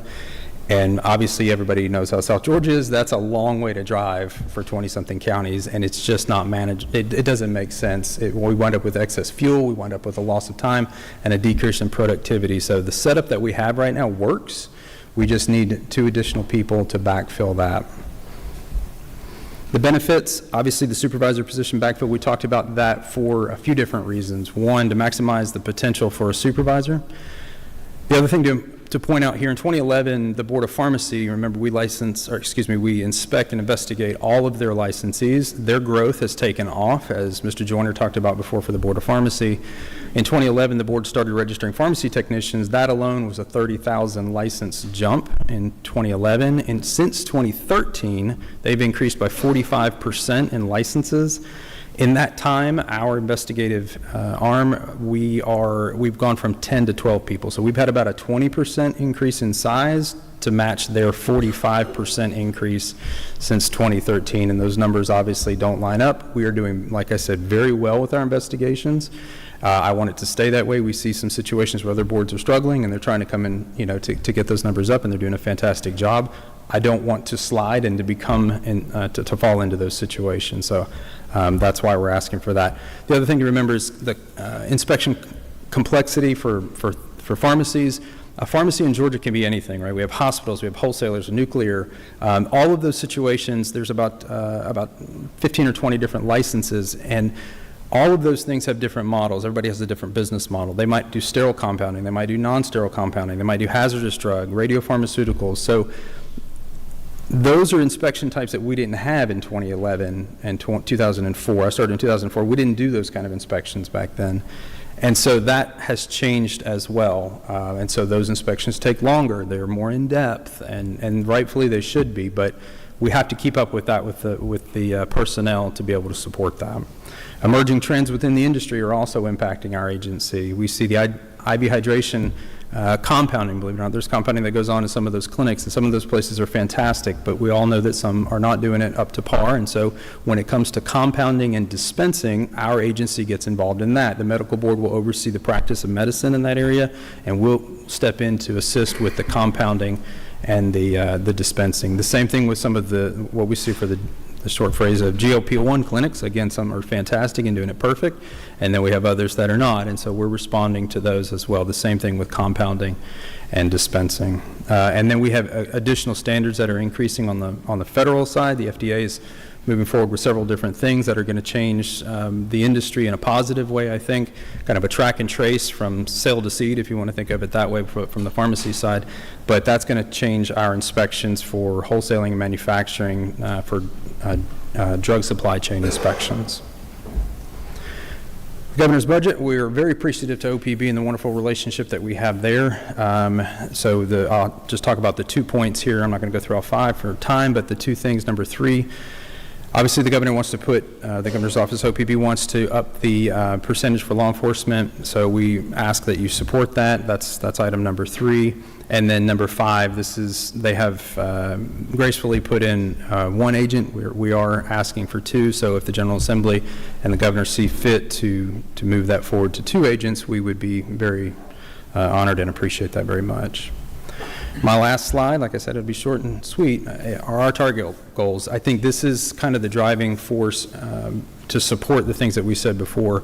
All pharmacies in Georgia, all facilities, all licensed facilities in Georgia are inspected about every 18 months. That's our requirement. That's our mandate.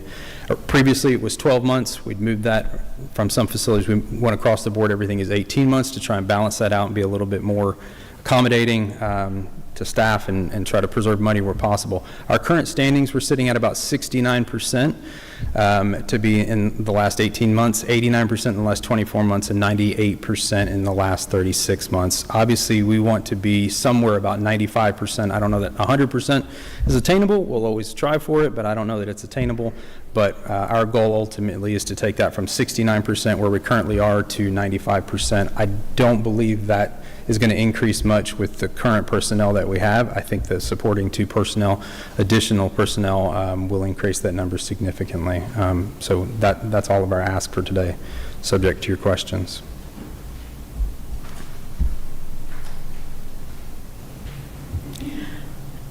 Chairman Hawkins, you have a question?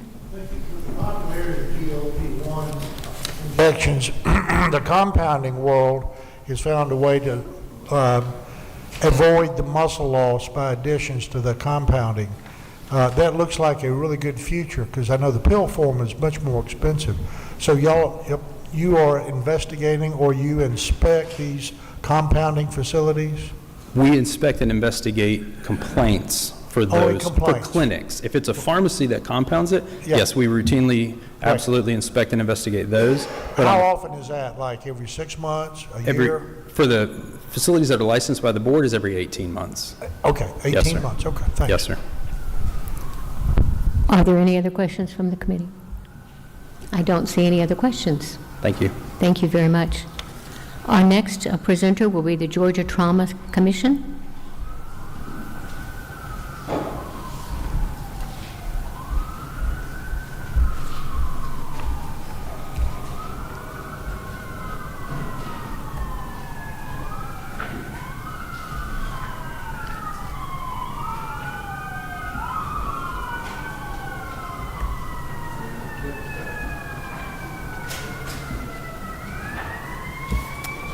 All right, good afternoon. I am Katie Vaughn. I am the Finance Operations Officer for the Georgia Trauma Commission. I'm here on behalf of Elizabeth Atkins, and thank you for the opportunity to speak today. The Georgia Trauma Commission was established in 2007 by Senate Bill 60, and it serves as the accountability mechanism across the entire state of Georgia for the trauma system to oversee system development, quality outcomes, and the distribution of trauma funding. On this slide, you'll see in the beginning of 2007, you will see that there was over an hour service area in 2007, but you see in 2025 that we have closed that gap and we continue to grow the system to close that gap up. The next slide shows the proposed FY27 budget, and we do not have any additional ask in that. I think it skipped some slides. Yeah, some slides are off of here. I think you have more in your packet. I'm not sure what happened there, but I'll just go along with your packet. The next slide is the Stop the Bleed initiative. And in 2017, we had a goal to have Stop the Bleed kits in every public school in the state of Georgia. And we are 99% complete with that project. And we fund that through our system development budget. We continue to grow that budget and expand that initiative as well. And on your slide, there's a couple of patient stories that demonstrate how this readiness can save lives. And these outcomes often begin before a patient ever reaches the hospital. In the first case, it was a life-threatening pediatric injury triggered by immediate bystander recognition, rapid EMS activation, and coordinated trauma care across multiple facilities. That early action and system coordination resulted in survival and continued recovery. In Chad's case, a catastrophic hemorrhage occurred during a violent assault, and immediate bleeding control actions and coordinated trauma care led to successful surgical reattachment. So these cases just show the importance of the Stop the Bleed principles, including early action and hemorrhage control and coordination. And now to the slide that is on the screen. This is the FY27 proposed budget. You are also provided a one-pager that went into detail, line by line on that. You'll see approximately 70% of the funding goes to the trauma centers directly, and then EMS is the other high percentage at 17%. The remaining funds go to development and operations. The majority of the funds are directed to the frontline readiness, ensuring trauma centers and EMS are prepared around the clock. And in the FY27 Governor's Report, line 38.15, the reduction just shows the reduction for the state health benefit plan, which is across the board. And then the increases show the Super Speeder Trust funds to reflect 2025 Super Speeder collection, and then the increase in funds for the FY25 driver's license reinstatement fees. By statute, The super speeder revenue goes directly to the trust fund, and then the reinstatement fees is part of the state funds. And we want to thank you for the continued support of the $4 million that is in the base budget. The Trauma System Stabilization Plan addresses ongoing financial pressures facing the trauma center. It provides a predictable readiness cost offset that allows centers to plan more effectively for fiscal challenges. And this plan also allows for system expansion through startup grants for candidate centers without affecting the centers that we already have in place, so it doesn't affect that funding. And importantly, it increases for rural centers while minimizing the impact that it has on the level 1 and 2 centers. The next slide shows how the $4 million impacted by level for FY26. We went from 5% to 8% for level 1s and 2s, but you will see the biggest impact for the level 3s and 4s. For 3s, it went from 4% to 8%, and then for level 4 centers, 31% to 50% of actual readiness cost funding. And that is all I have, and I will be happy to take any questions. Thank you. I don't see any questions. We appreciate your presentation. Thank you very much for sharing it with us. Next, this completes our various agencies that we're going to start on our public comment, and we appreciate all of you being here. There are quite a few of you, and the hour is getting late, so I'm going to ask everyone to please be very succinct and very brief. Make your points as quickly as you can. I'm not trying to cut anyone off, but we do have a lot of people that want to speak today. And our next speaker will be Jeff Beck. If you could come to the podium, please.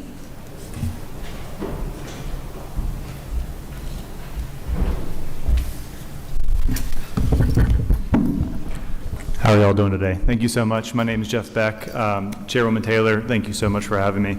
Thank you to the committee. I'm a licensed clinical social worker. I founded a company called Answers Now nearly 10 years ago after first seeing firsthand how overwhelmed parents of kids with autism were in my work. Answers Now pairs families directly with what's called a BCBA. In the last 10 years, we've served over 3,000 families across 10 states, have delivered about 250,000 hours of therapy. Today in Georgia, we're serving over 300 kiddos, about 80% of whom are on Medicaid, in communities ranging from Thomasville to Hazelhurst, where options are often very limited. One of the benefits of being a fully virtual provider is that our therapy is recorded. It's stored in a HIPAA-compliant cold storage. And we do this to leverage the data to increase quality, but also to ensure there's no fraud, no waste, and no abuse. I want to focus on one specific area where Georgia has a meaningful opportunity, which is caregiver training. National industry data and Central Reach, which is the largest platform for ABA data, shows that providers on average provide about 50 minutes of parent training per month. Compared to about 100 hours of direct therapy. That imbalance really matters. The research is clear. When parents are trained to implement strategies during everyday routines like meals, transitions, bedtimes, outcomes improve significantly. A 2023 meta-analysis in the Journal of Autism and Developmental Disabilities reviewed 51 studies and found that parent-implemented interventions produce stronger gains in communication, social skills, and behavior compared to child-only treatment. I want to be clear, the request is not about increasing total therapy hours. In fact, when training is done well, it often reduces the reliance on higher volume care. This is about shifting the emphasis towards the component of treatment that has the strongest evidence for long-term stable generalization of skills. Currently, Georgia reimburses caregiver training at $52.80. That rate is meaningfully lower than all but 2 states in the United States for direct therapy with the same provider type. We respectfully ask that Georgia considers aligning that rate more closely with the direct therapy reimbursement, specifically increasing it to $105.60. Even at that level, Georgia would be right around the national average. We defer to the state agency, but our own calculations suggest that this would require a total investment of less than $700,000. By adjusting this rate, providers would be appropriately incentivized to no longer prioritize direct therapy over this caregiver training. And even though research suggests that stronger caregiver involvement produces better outcomes, this rate would reflect the need to get those parents involved. Not about expanding services, it's about aligning incentives with what evidence shows works best for these families, empowering families so children can make faster, more sustainable goals. Thank you so much for your time, and welcome any questions. Are there any questions from the committee? We don't see any. Thank you very Thank you so much. I appreciate your presentation. Next, Chairman Mathiak, do you want to come forward?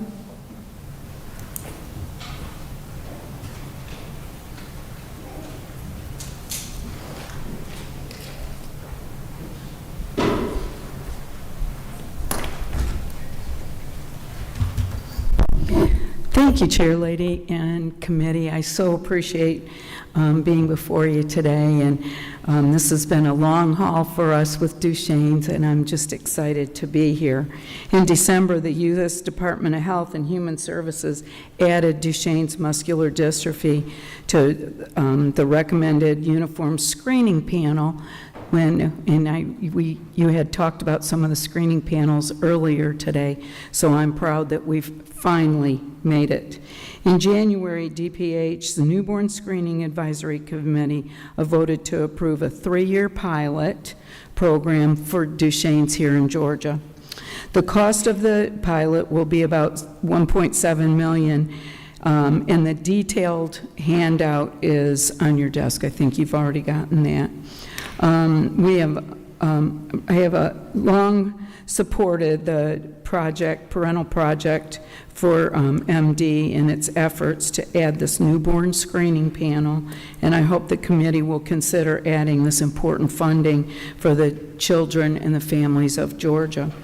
Somebody's here from the department that can go over the numbers with you a whole lot better than I can. Okay. So if you would like, if there's some questions about that, I would ask you to invite them to help me. Does anyone have any questions? I know you have submitted them in writing, so we do have the numbers. And I'll submit this in writing to you as well, Chair Lady, so that you'll have that. Thank you. We appreciate it. Thank you so much. Next is Andy Lord.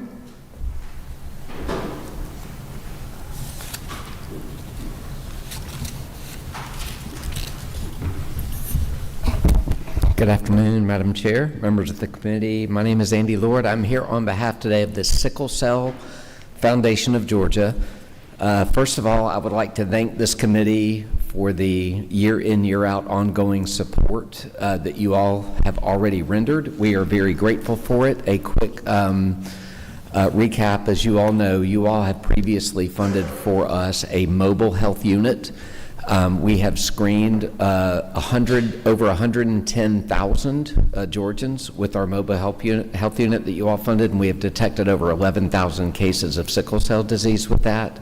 You all may also recall that with prior funding that you all have given us, we have funded 6 brick-and-mortar satellite centers in Georgia. These are typically the population centers. We have one in Macon, Savannah, Augusta, Covington, Columbus, and Hinesville. These are all areas where we have partnerships with FQHCs or other healthcare facilities that already exist in those communities, and we bring patients there. The other thing we use the mobile unit for, we put what we call a traveling hematologist that is funded with the state dollars that you all have awarded us prior.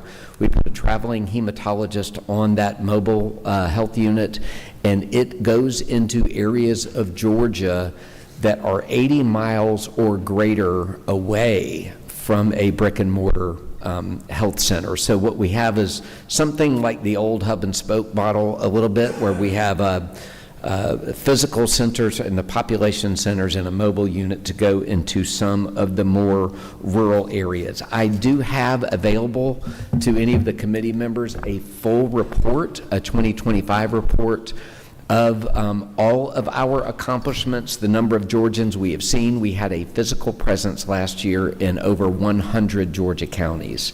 This year, as you will see in your in the budget request that we've submitted to the committee. We are requesting an additional $561,000 for our budget this year. I want to emphasize with the committee that this was the amount that you all funded us at last year. This budget proposal in front of you is almost entirely a repeat of what we brought last year and that you all fully funded. Unfortunately, the Senate was unable to fulfill any of you all's budget. So our budget request that you all were so gracious with us with last year was fully zeroed out. Senate was not able to fulfill it.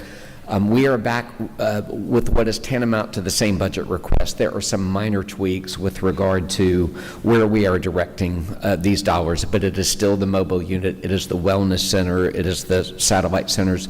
We've also done extensive physician training.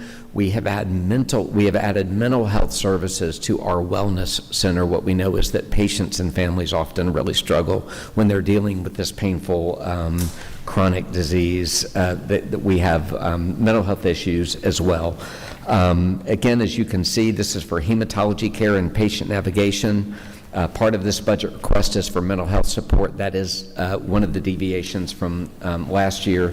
And then, of course, small budgets for the marketing, patient outreach, and the technology infrastructure. So we want to thank you all again for your previous support. We are hopeful this year that if this committee gives us the same support that we got last year, that we will have better luck in the Senate, and we have already begun working on that process. So that's all I have, Madam Chair. Thank you. Are there any questions from the committee? I see no questions. Oh, I'm sorry. Dr. Owen? Andy, thanks for coming to present. Quick question about the screening. You said you caught 11,000 patients in your mobile screening unit. First of all, that's excellent.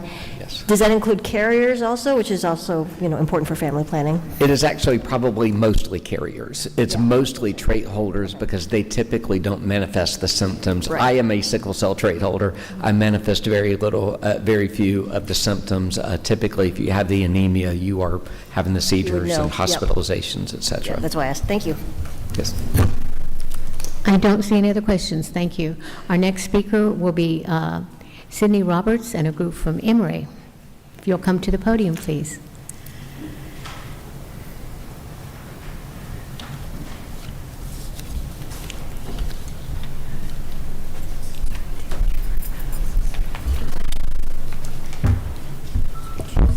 Thank you, Chair Lady and members of the committee. I also want to thank the Georgia General Assembly. The House and the Senate actually both fully funded this request last year, and it was cut out during conference committees. So we are back again asking for $1.5 million in state funds to expand Medicaid coverage for adult heart and lung transplants. This would bring down $3 million from the federal government. We are one of 3 states that do not offer this type of coverage for adult heart and lung transplants, and of those 3 states, we are the only one with a transplant center. You have a one-pager as well as a coalition letter of support in your folders, but from there, I'm going to turn it over. We have Dr. Sarah DeCaro, who is the Chief Medical Officer at Emory EUH, Megan Shaw, who is the Senior VP of Transplants, and then Dr. Annie Van Buren, who is our Medical Director of Heart Transplants. Thank you all so much for having us here today. Again, I'm Dr. Van Buren. I'm a transplant cardiologist, and I'm the medical director of the heart transplant program at Emory, but really here on behalf of the transplant community statewide, which includes our colleagues at Piedmont. As Sydney mentioned, we're the only state in the country that does not provide that our Medicaid program does not provide transplant coverage for adult patients. And this translates into a tremendous effect on patients, caregivers, doctors, nurses, and hospital systems statewide. As part of my clinical role, I field phone calls weekly from doctors all over the state, in Savannah, in Columbus, in Rome, in Albany, and all sorts of communities, including here in Atlanta, asking for assistance for patients with end-stage heart failure. For patients who have no other options and who've reached the end of the line in terms of their heart failure, transplant is an indicated and life-saving procedure that ultimately reduces the cost of care for patients and the health systems. Advanced heart failure is a tremendously burdensome disease on patients and healthcare system, resulting in frequent readmissions, frequent contact with the healthcare system, and ultimately an extremely expensive disease. Transplant provides, again, a life-saving treatment for these patients with excellent outcomes. And it's important to note that between Emory and Piedmont, we combined perform more transplants than any other program in the country. We have robust infrastructure to unburden our local communities and hospitals and provide life-saving care to patients. So we're asking for your support today. Again, the $1.5 million, which will pull down an additional $3 million from the federal government to support our patients, support hospitals, doctors, and communities throughout the state. Thanks, and we're happy to answer any questions from the committee. Yes, you have a question. Leader Hughley? Thank you, Madam Chair. It's just a quick comment. My brother-in-law received a heart transplant at Emory a couple of years ago, and it's tremendous what a difference it has made in his quality of life. So I appreciate what you do, and I understand how important this is. Thank you. Are there any other questions from the committee? I see none. Thank you very much for your presentation. Thank you so much for your time. Next would be Dr. Gaylord Lopez.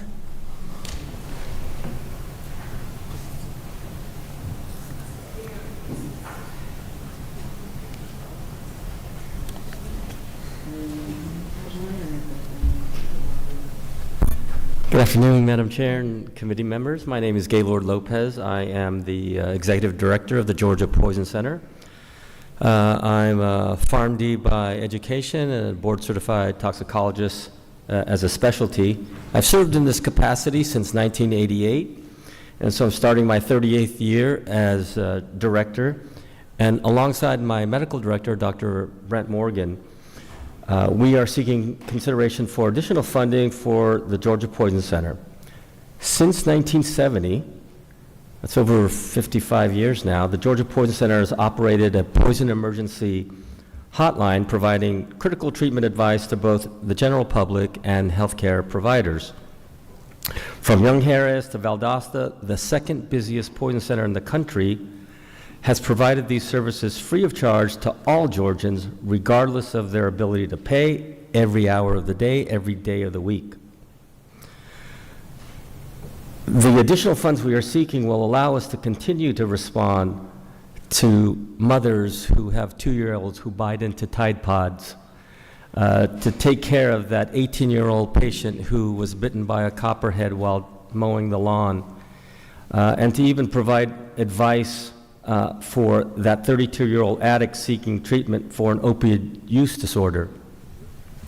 If you recall, a few years back, the Poison Center was instrumental in identifying and first alerted authorities about the counterfeit Percocet we had in Middle Georgia, in the Macon area. And it was our highly trained staff of nurses, pharmacists, and physicians who played an instrumental role in identifying this life-threatening event, and they were there to provide reassurance and treatment advice to the doctors, the nurses, the general public, and to law enforcement who sought our consultation. While it's clear that Poison Center saves lives, another important fact is that Poison Centers save money, lots of money. A recent published report by the RAND Corporation, just published last month, confirmed that for every dollar spent on Poison Center services, $16.77, nearly $17, is saved in avoidable health care cost. And so when you look at preventing unnecessary emergency room visits, to cutting the length of stay in the hospital, to providing targeted treatment recommendations, the value of the Poison Center delivers is tremendous. And add to this, because the Georgia Poison Center state line item is eligible for federal matching funds at approximately a 3-to-1 ratio, every dollar invested by the state generates a 3-fold return in federal support. This makes the Georgia Poison Center one of the most cost-effective public health investments in the state's portfolio. When we incorporate the findings from the RAND study, Georgia potentially avoids over $100 million in healthcare costs alone. What an incredible return on investment. Now, over the past 5 years, funding for the center has remained flat. We're trying to avoid cutting services that Georgians depend on. The funds we're seeking now are to help us maintain the programs we are now delivering, keep wait times low, and keep calls from being abandoned due to lack of staff. Additionally, these funds will offset costs related to personnel and advancements in communication technology. We are asking that the state of Georgia further invest in the Georgia Poison Center, and with new and emerging trends like THC gummies, kratom, and other novel drugs of abuse, the Georgia Poison Center wants to continue to keep people safe and healthy. Madam Chair, that's all I have. I'm open to questions.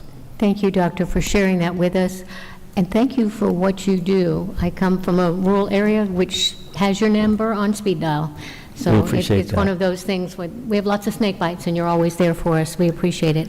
Are there any questions from the committee? Yes. Chairman Stevens? Question is regarding kratom. How much of that do you see now? Our kratom volume has increased dramatically, and I've been partnering with Representative Townsend on this matter and trying to reduce the access to kratom. When we were successful in putting more restrictions on kratom last year, if you remember in January, our call volume increased despite the new regulations that we put on kratom. And so, as you know, this is a very dangerous compound, and we're really trying to shoot for making this one of those Scheduled 1 type medications because it is hurting Georgians, killing them in some cases. At the very least, stick them as a class 5 or something so that they go less access to the public. Absolutely, sir. Representative Buckner? I feel like you've saved the lives of several people I've known. I live out in the country, and they've played and done things they probably shouldn't have, and y'all were there, and I appreciate it.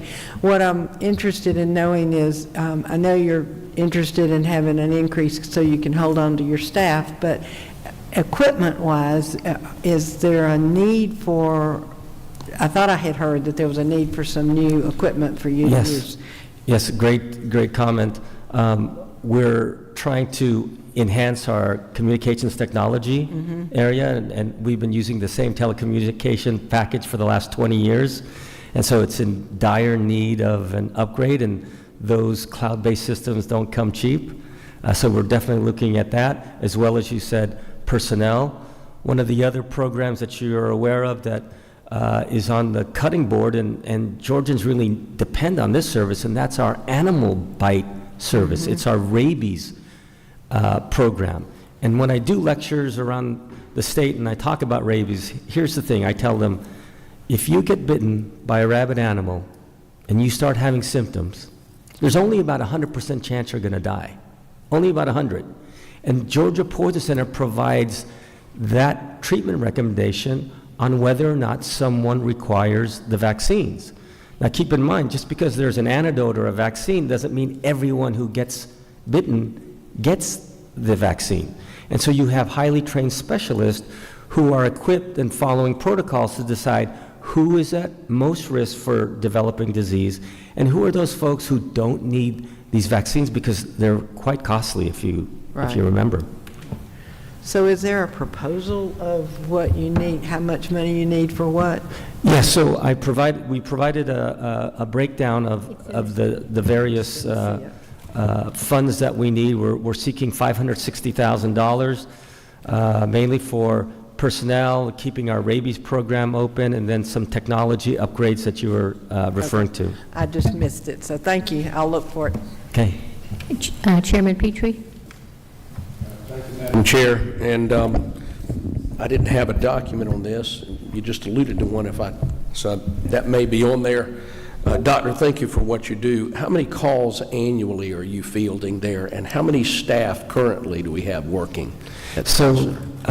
In and out of the Poison Center go over 100,000 calls a year. As I mentioned, that makes us the second busiest poison center in the country. The first actually cheats.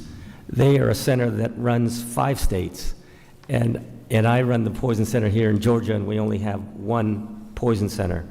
And so we have approximately 18 FTEs in clinical staff that run the hotline. And at our high point, we were at 22 staff, and with flat funding over the years, we've had to reduce staff just to stay within budget, which creates longer wait times and drop calls. And this is one of those 911 services that you don't want to be waiting, and you need immediate therapy.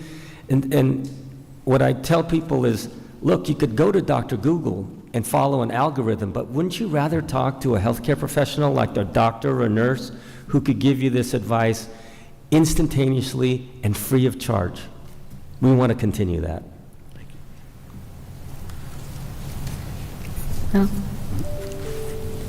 Thank you. Are there any other questions? I see no other questions. Thank you very much for your presentation. Chairman Scott Hilton, if you'll come to the podium.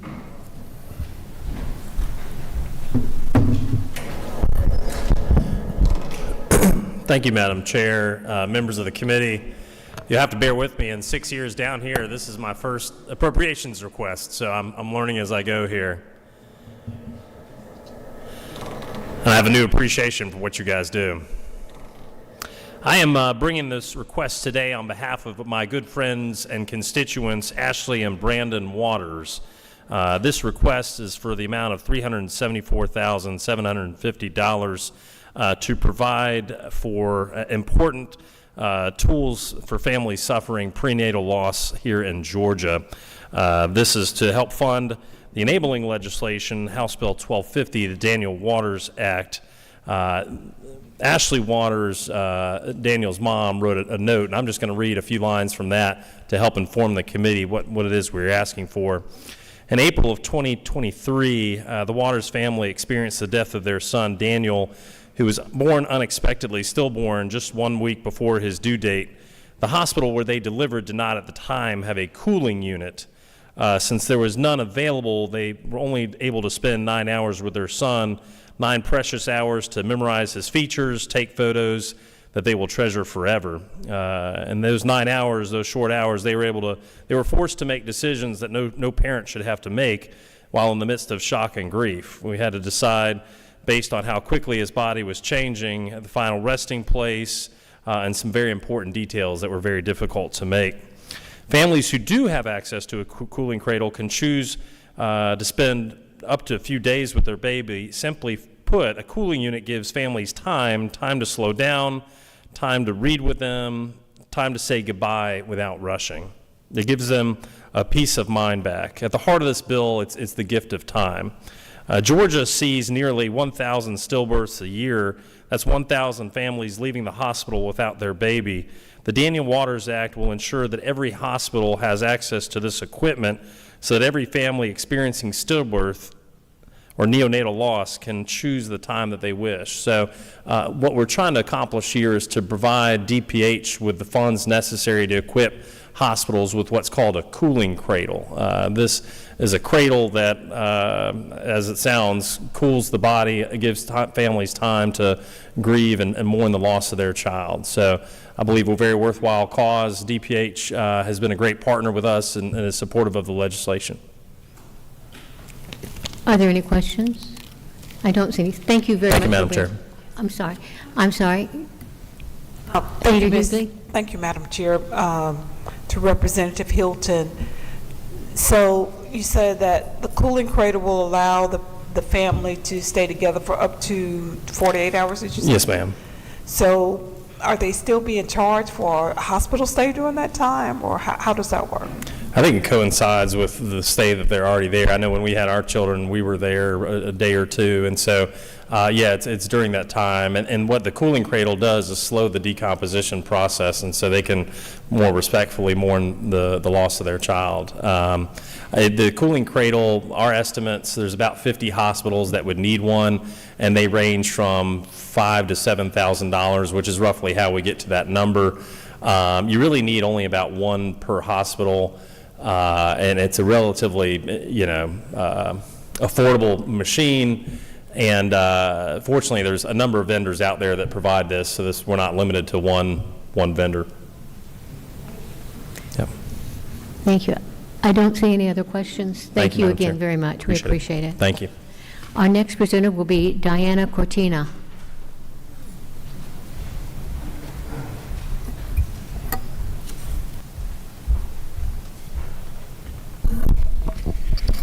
Good afternoon, Chair Lady and members of the committee. My name is Diana Cortina, and I'm the director for Grady's Trauma Recovery Center, and I am grateful for the opportunity to be here with you all today. The Trauma Recovery Center is a hospital-based program that provides free mental health services and intensive case management services to survivors of violent crimes. We serve individuals aged 5 and older who've experienced sexual assault, domestic violence, motor vehicle collisions, child abuse, and other serious violent injuries. Our team works with patients while they're hospitalized, often meeting with them while they're at bedside, and then continues care long after they've been discharged, helping them heal, stabilize, and rebuild their lives. Without sustainable state funding, this proven program is at risk of disappearing. Grady's Trauma Recovery Center is the only trauma recovery center operating in the state of Georgia.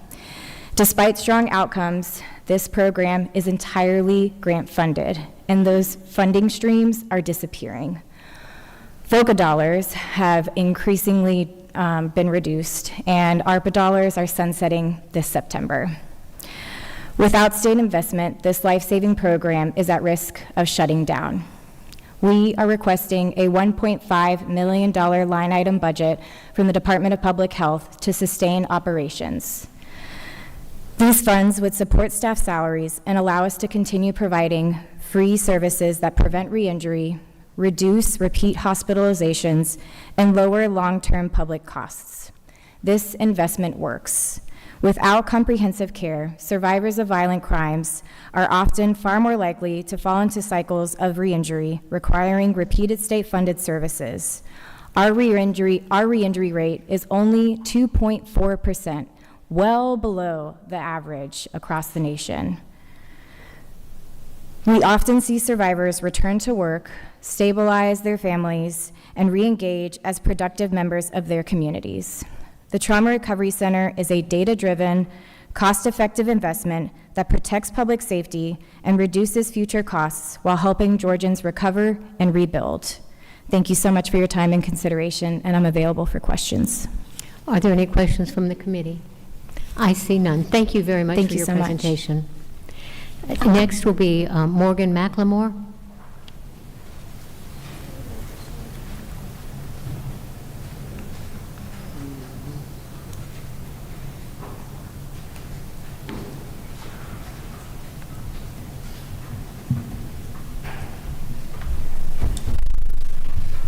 Well, thank you, committee. I'm Morgan McLemore. I'm the medical director of the Georgia Comprehensive Sickle Cell Clinic at Grady Hospital. And we are requesting additional funding for our center over and above what we have been receiving, thankfully, from the state since the early 80s. The reason for this is we've had an exceptional growth in number of patients that we serve in this clinic. 10 years ago, we followed approximately 800 adults in this clinic. We are now following over 1,600.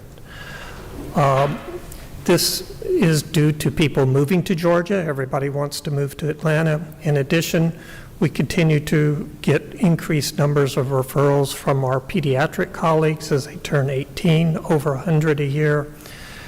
In addition to the patients that we are seeing in clinic, we are also seeing increased volume. We have a dedicated emergency room for sickle cell at Grady that is funded in part by the state.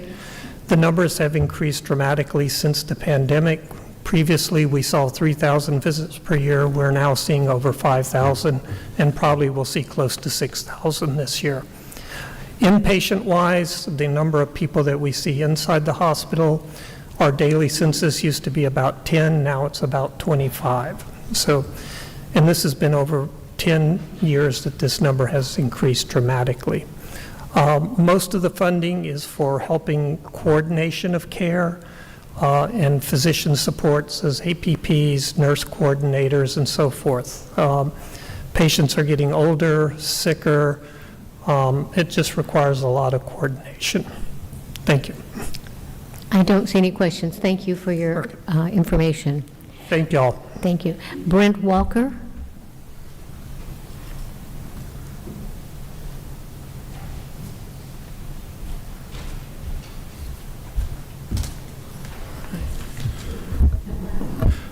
Madam Chair, members of the committee, thank you. My name is Brent Walker, and I'm General Counsel for the Medical Association of Georgia, and rising today to offer our support on behalf of MAG and the MAG Foundation for the Safe Haven funding that was referenced in Director Jason Jones' presentation earlier today. And I bring you good news. The funding that was provided this time last year for the Safe Haven program helped us develop a pilot program for rural physicians in the state of Georgia. It has had really tremendous success over the last 5 months that we've begun promoting it in earnest.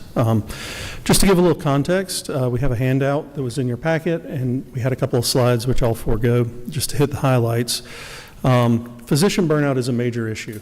We're well aware of the physician shortage in the state, but while we pay attention to trying to solve that particular issue, we have to pay attention to our existing practitioners, particularly in rural areas where they're most vulnerable and in the communities that can least afford to lose these practitioners. In various studies we've conducted, we recognize that for a hospital or a large practice, it can cost between $500,000 and $2 million to replace a physician, and that process can take up to 14 months. And symptoms of burnout impact practice.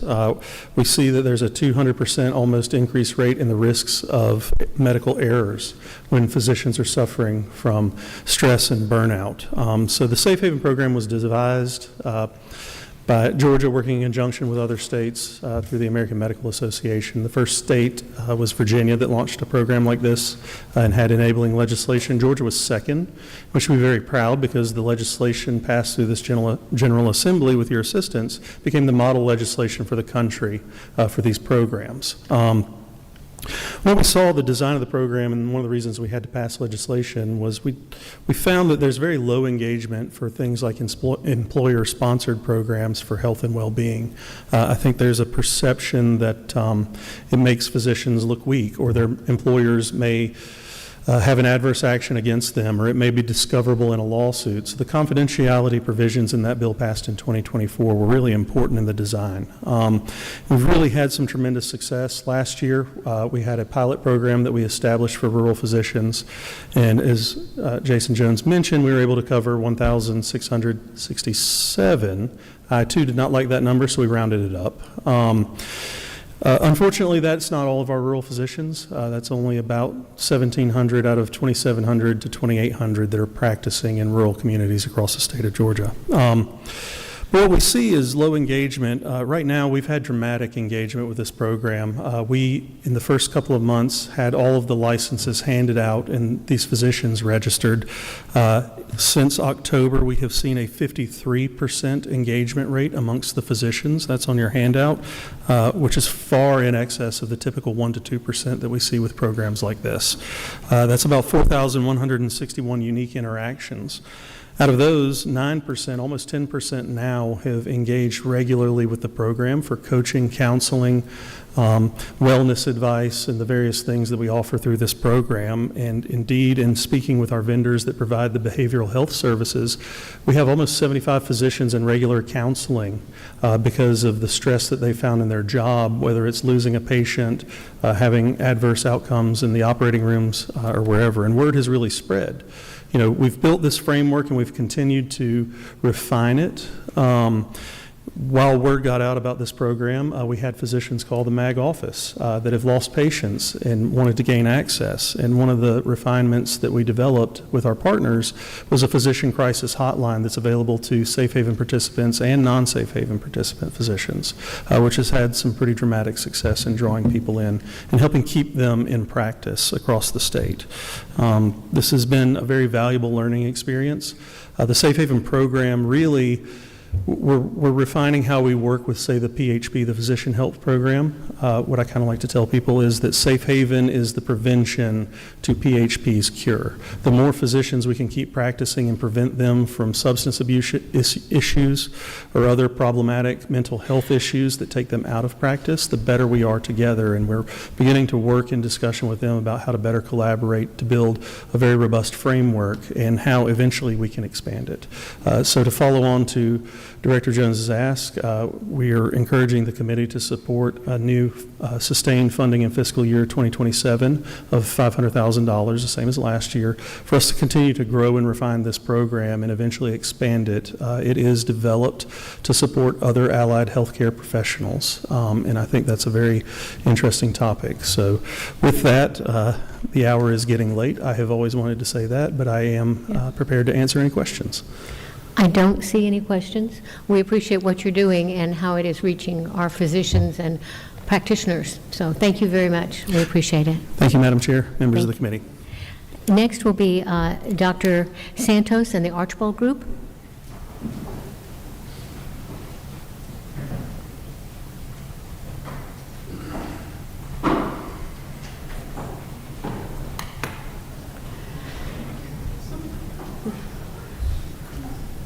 Let's see if I can, let's see. What's your name? Just go to...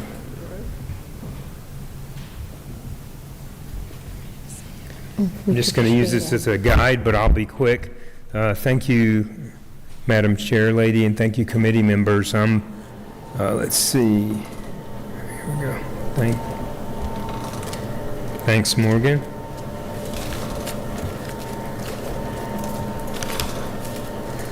I'm a nephrologist from Thomasville, Georgia. For those of you that may not know this, I had the privilege of testifying a couple of weeks ago.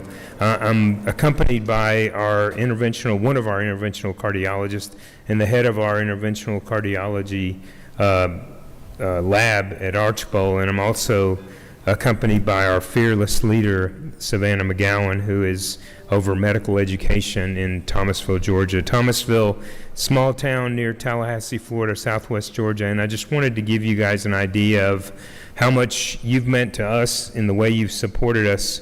We're now on our 4th year with our residency program, and this is a slide that I just show because we had the privilege of Dean Hess speaking to our foundation, and he started out his talk by showing us the shortage that I know that all of you here are very aware of.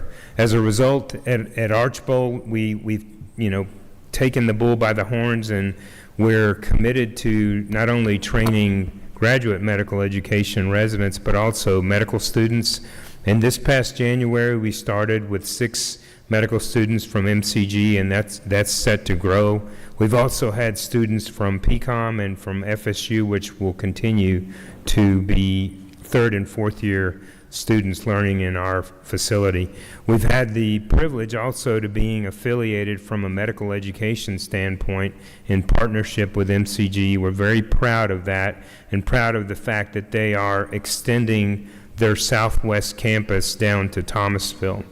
As a result, the expansion is going to include medical students 3rd and 4th year, and our future looks bright. We started out with 6. We hope to have 24 total soon. Medical College of Georgia's mission statement is one that we embrace, and I won't read the whole thing at this time. Our goal as a clinical campus, of course, will be to sponsor and mentor students in internal medicine, family medicine, general surgery, psychiatry, pediatrics, OBGYN, neurology, and emergency medicine, and we look forward to that. As far as our graduate medical education program, we are affiliated now with MCG, which has been a great feather on our cap. We started out in January 22 with y'all's help with 15 residents total spots, and we received the complement increase now for this year. So starting this year, we are set. This is our first class where we have a total of 8 residents. So we have the fortune to be producing 8 internal medicine residents a year to help with our workforce shortage. And this is the receipt of the help that you all have provided for us.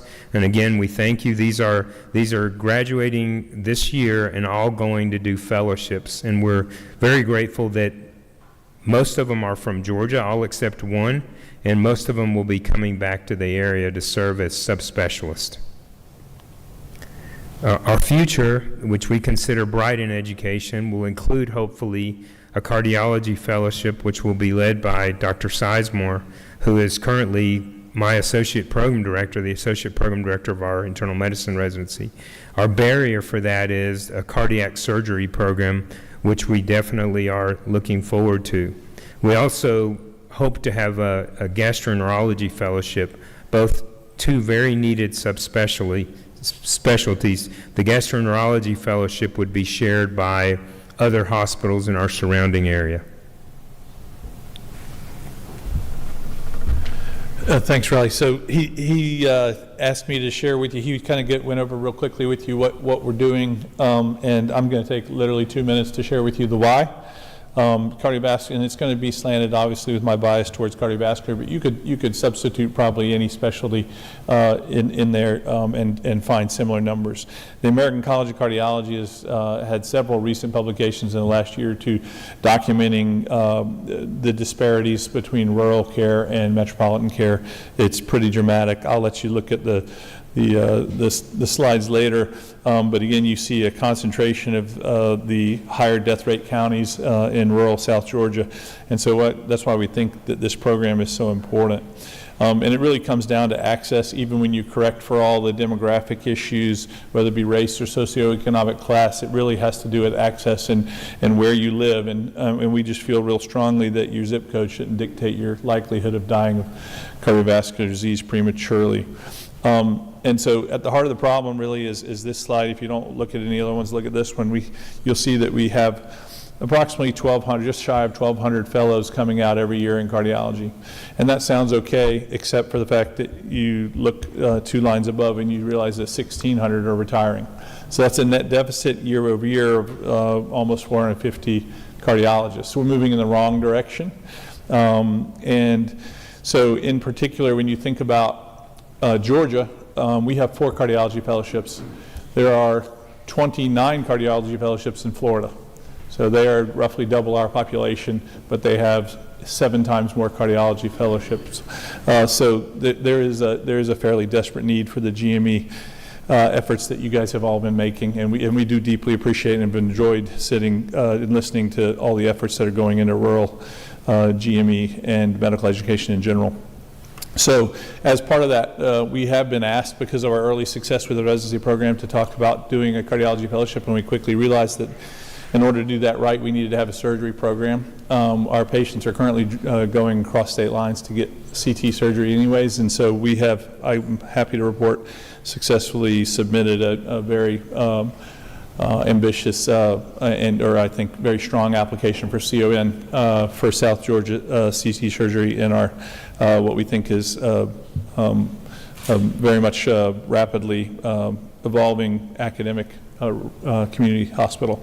So anyways, we'll get to the ask. Obviously, we would just applaud your efforts in trying to help us staff up our rural communities with all specialties, and hope we can afford your support with regard to our attempts to create a regional cardiovascular center of excellence so we can increase the number of fellowships. And I'll turn it back over to Raleigh, I think, for our kind of specifics on the ask. And so we've had the fortune that our hospital has recently purchased a campus, a college campus, and this is the Smith Bonvillian building, which is a building that's going to be dedicated in Thomasville, Georgia, specifically for medical education. And it's going to be undergraduate, graduate medical education, and also nursing, advanced practitioners, CNAs. The building is a building that will need to be renovated, where the renovations are set to start in July. The ask is going to be for help with simulation, the auditorium, restructuring, classroom, conference space, and office space. We really believe the future will be bright. The campus is large, so it will help us with housing. Housing kids that are looking to go into medical education. So with that said, we asked for the help with the renovations, $1.8 million. And once again, I would like to thank you for everything that you've done. It's hard to believe that we're now 4 years into strong education in our area, but I think that we're really making a difference. Thank you. Thank you.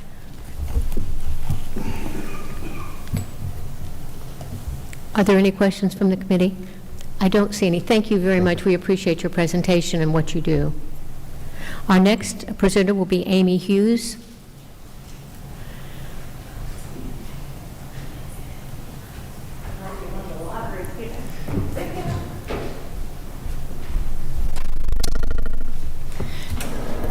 Good afternoon, Madam Chair and committee members. Y'all will recall, I'm Amy Hughes with Hughes Public Affairs from Savannah. I represent Hospice Savannah and PACE Georgia, which is their PACE program.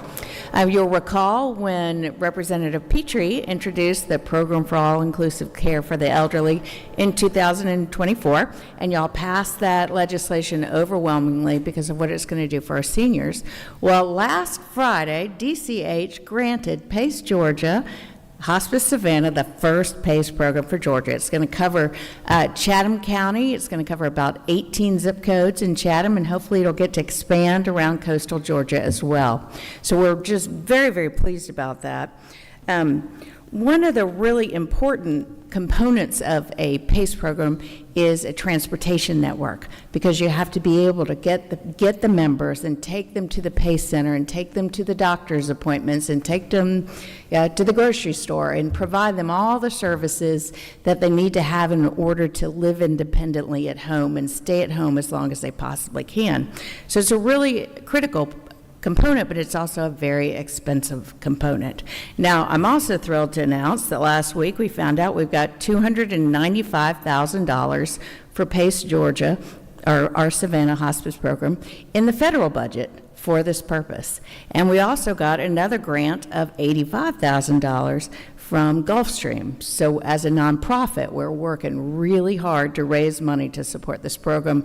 Lots of other donations as well from private individuals and foundations locally. But the problem is that transportation component cost about $5.4 million just for that first 3 years of operation and to stand it up, just because of all the different costs with the vehicles and the staffing and the insurance and all those things. And as you know, this is a program that doesn't make money until at least year 4. So it's a big lift to subsidize that. This committee was very generous in 2024, and if you remember, you came up with some grant money for DCH, and DCH provided grants that were planning grants to help the people plan for PACE programs. And I will tell you that we were ready to apply and had our facility renovated and all that, and that's the reason that we were selected as one of the first programs, because of that grant funding. What I'd ask you to consider for this budget is a similar type of grant program for DCH to administer as new programs come online, and based on need, that they could grant out funds in a similar way. Last time it was $500,000 that they granted out to 3 providers. So, but thank you very much. I appreciate it. This is going to be a real game changer for Georgia's elderly, and we're thrilled to be part of it. Thank you very much for your presentation. I don't see any questions. Thank you. Next would be Jet Tony.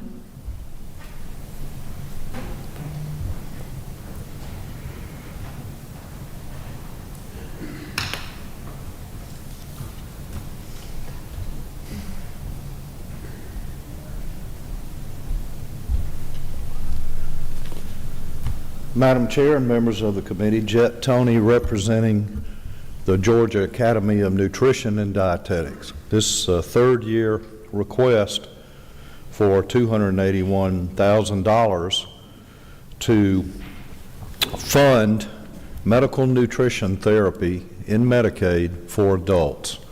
Currently, pediatric patients are the licensed dietitians who are providing medical nutrition therapy to pediatricians are reimbursed, and those licensed dietitians are able to bill independently. So the request is twofold. It is to Georgia Medicaid adjust the CPT code so that dietitians can bill independently. Under the Diagnostic Screening and Preventive Services Program, this will increase access to medical nutrition therapy throughout the state, especially given the wonderful technology that dietitians are now using through telehealth. In fact, the presenter that was to appear today provides telehealth services to patients throughout the state, but she had an add-on appointment for a patient that needed her help today. The second ask with this is to change the fee schedule and establish the children's intervention, Can Georgia Medicaid follow the fee schedule established with the Children's Interventional Services for codes 97802, 97803, and 97804? Medical nutrition therapy is an important part of a team approach to helping patients where the nutrition of the patients can actually make a strong impact on the improvement of patients who are willing to take the advice of the physicians and the licensed dietitians who are creating the improvement plan for the patient. Madam Chair, you had asked me at a meeting we had earlier this year to look at research of what success is occurring in other states, and there are at least half the states are covering adult MNT and pediatric MNT. And the research, it's pretty dense, so I'm not going to go through it, but I'm going to give this to you. The response to that is it's very difficult to judge whether or not a physician's part of the treatment or a dietitian's part of a treatment plan is the sole factor of how a patient, typically with multiple comorbidities, that is, multiple challenges, to determine the outcome and who's responsible for that. But on this chart, again, I will give this to you. It describes what research has shown where the addition of MNT to both adults and pediatrics has had either high, moderate, or low evidence certainty. And that's the way, because each patient is different, it's very difficult to score or to find a definitive answer to that. But I wanted to be true to your request, and this is the best evidence that we have. Thank you. If you give me that, I'll distribute it to the committee. Thank you. Thank you very much. We appreciate it. I see no questions. Thank you. Next would be Tyler Riddle.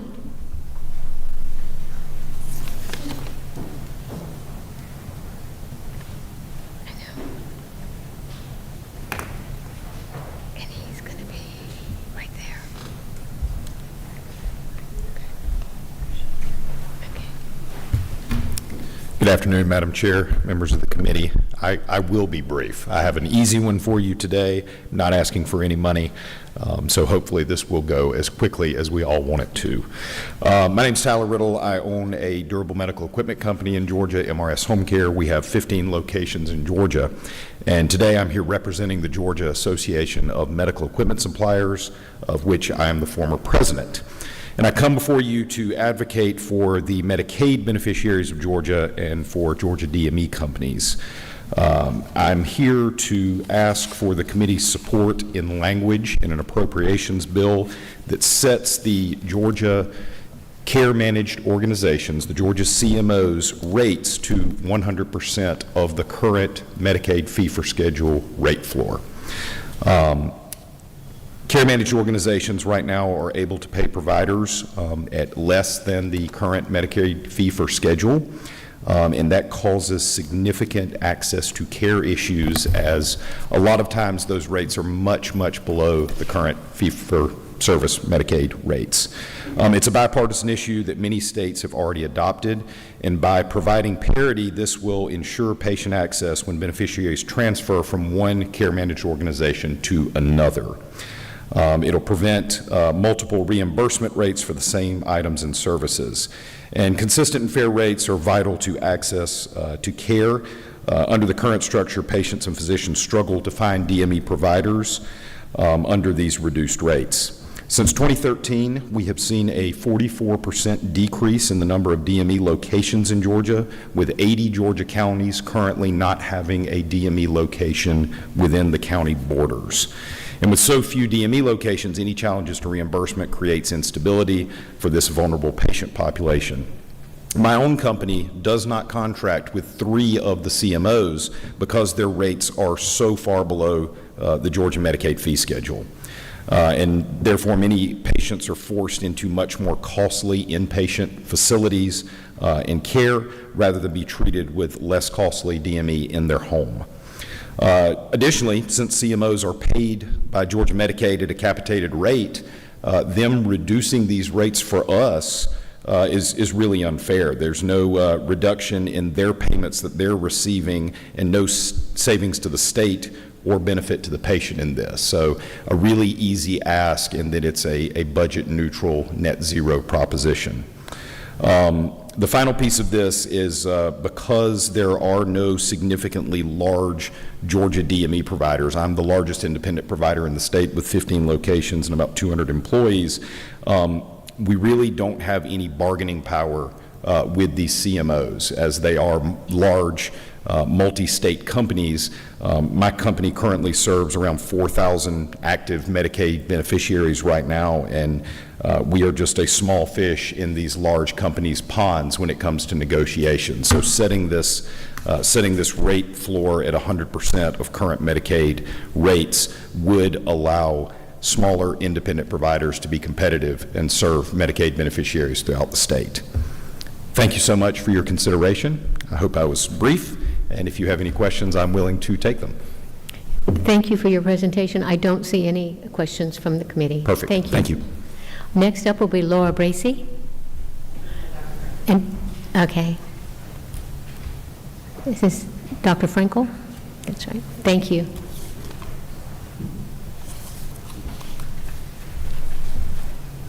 Thank you so much, Chair Lady Taylor, committee members. It's a pleasure to be here. I know it's a long day, and I appreciate your attention and to what I consider to be an extremely important issue for Georgia's citizens.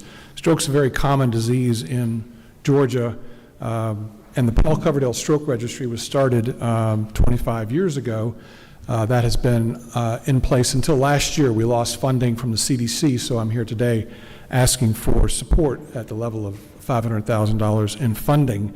I started the registry 25 years ago, and currently we have over 100 hospitals that actively participate, which represents about 97% of patients who are admitted to hospitals in Georgia.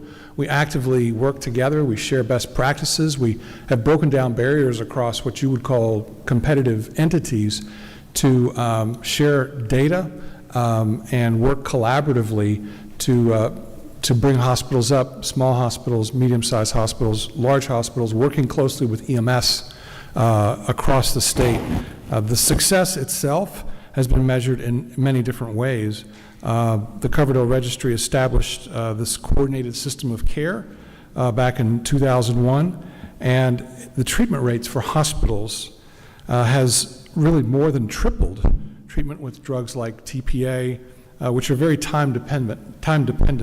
The time to treatment has been nearly cut in half, and hospitals, especially rural hospitals, have seen significant reductions in stroke-related mortality. We know some facts about stroke. Stroke is a common and terrible disease. It is profoundly disabling and deadly. It doesn't care if you're a Republican or a Democrat. In fact, stroke killed the late Senator Paul Coverdale and Speaker Tom Murphy.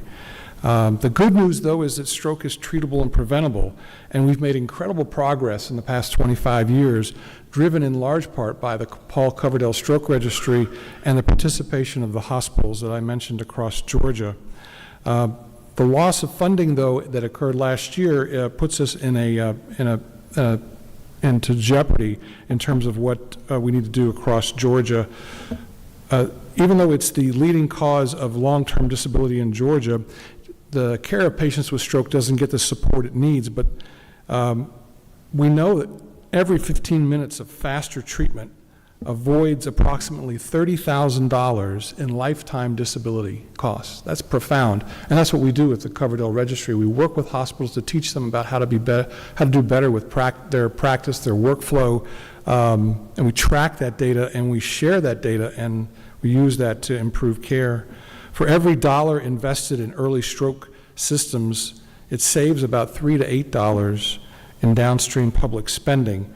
And so I strongly believe, as do others around the state, including the American Heart Association, that a $500,000 appropriation is a modest investment that will protect lives and stabilize rural hospitals and reduce the long-term health care costs from this disabling disease. Importantly, the Coverdell Registry is not really it's not a new program. It's not a policy change. It's been in place for 25 years. It's a proven system that already benefits Georgia's citizens who have strokes. What happens if we don't have this legislative action? Well, Georgia risks losing years of progress. Communities with the highest risk populations would suffer the greatest, particularly rural areas. So my hope is that you will consider this request, allow us to continue this amazing program. It's quite unique. There are a number of states around the country that have registries, but they all look to us. They're quite envious of what we've created here, and it's my hope that it will continue on. So thank you very much for your time.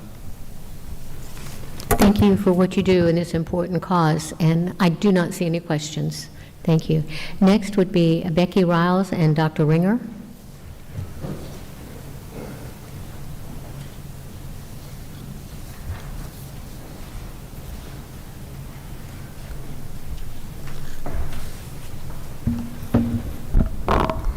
Thank you, Madam Chair Taylor and members of the committee. It's my pleasure to be with you today. I will be very brief, as we will have the rest of this session to discuss community health centers in much more detail, but I would like to level set with reminding you that community health centers are nonprofit, community-led organizations. They're governed by local leaders, and more than 50% of their board members are patients at the health center. This is by design so that the services provided in that community by that particular health center are meeting the needs of the patients in that community. Georgia's community health centers are medical homes to almost 750,000 patients. There are 36 health center organizations in over 330 clinical sites in Georgia and 145 counties. Patients who are seen at a community health center save money by the costs in the chronic disease management, the community health workers, patient navigators who help patients maintain and learn to thrive with their chronic diseases. Of the 750,000 patients that I mentioned, about 194,000 of those are Medicaid recipients. So 1 in 12 Georgia Medicaid recipients are seen at community health centers. And by data provided to CMS, and then that comes back to Georgia, shows that a patient seen at a health center is a cost of about 33% less than a patient seen by other primary care providers. In total, in 2025, 2.4 million patient visits by your community health centers. We thank you for your support. We have a little different ask this year. I will be glad to stand for questions, but first, I would like for you to hear firsthand from Dr. Dave Ringer, who is literally Georgia grown, MCG graduate, must have received one of the first loan repayment programs to go to a rural area, and so he went to Greene County and has been there ever since. So with that, I would like to hand it off to Dr. Ringer. Thank you. Thank you, Becky. Thank you, Madam Chairwoman Taylor and the members. I appreciate it. Yes, she took the fun away. I actually was one of the very first, 44 years ago, I got accepted to medical school and got the small town scholarship. It was a brand new thing. Paid for my entire medical school, which was very nice. And then all I had to do is go to a small town for 5 years, and I happened to stay there 37 years. So it's been a great run. I was in solo practice for several years, and we got very lucky to get a federal grant called an FQHC, Federally Qualified Healthcare Center, Community Health. They hadn't released them in several years, and we applied as a community and received it. And I joined in on it and merged my practice with it, and it has just been unbelievable. It is. I just can't tell you how great the community health centers are to be able to have your patients actually are your boss. Your patients are involved in running the practice. They're on our board. I was placed as CEO several years ago and still see patients. We go to the nursing homes. We go to the hospital. We have great relationships with the hospital. I'm actually chief of staff of the hospital, our local St. Mary's Hospital. And it just all works well. Everybody gets equal care. What so many people think, and you hear when you say, oh, a community health center, that's a free clinic, right? No, it is not a free clinic. It's basically a private practice. I mean, it is run just like it, except we refuse nobody. We take care of everybody that comes, and we get some federal grant money for that. The other thing people think is that we just get, oh, you're federally funded. You're a free clinic. No, only 10% of my budget is from federal funds. So 90% of it is just like any other doctor's office, where we take Medicare, Medicaid, private insurance, and then we base it on a slide if you have no insurance at all. So we're very dependent on Medicaid, and what you'll find out a lot is, and what y'all might not know, because it took me a while to learn this. I actually had to go back to business school because it's very complicated. But Medicaid pays providers when I'm in private practice under the CPT codes, which other people have talked about. But the community health centers, we get a Medicaid payment rate. It's basically a one-time fee. No matter what you do, you get this much money. So if I see you for 5 problems, I'm going to get this much money that day. If I see you for 1 problem, I'm going to get this much money one day.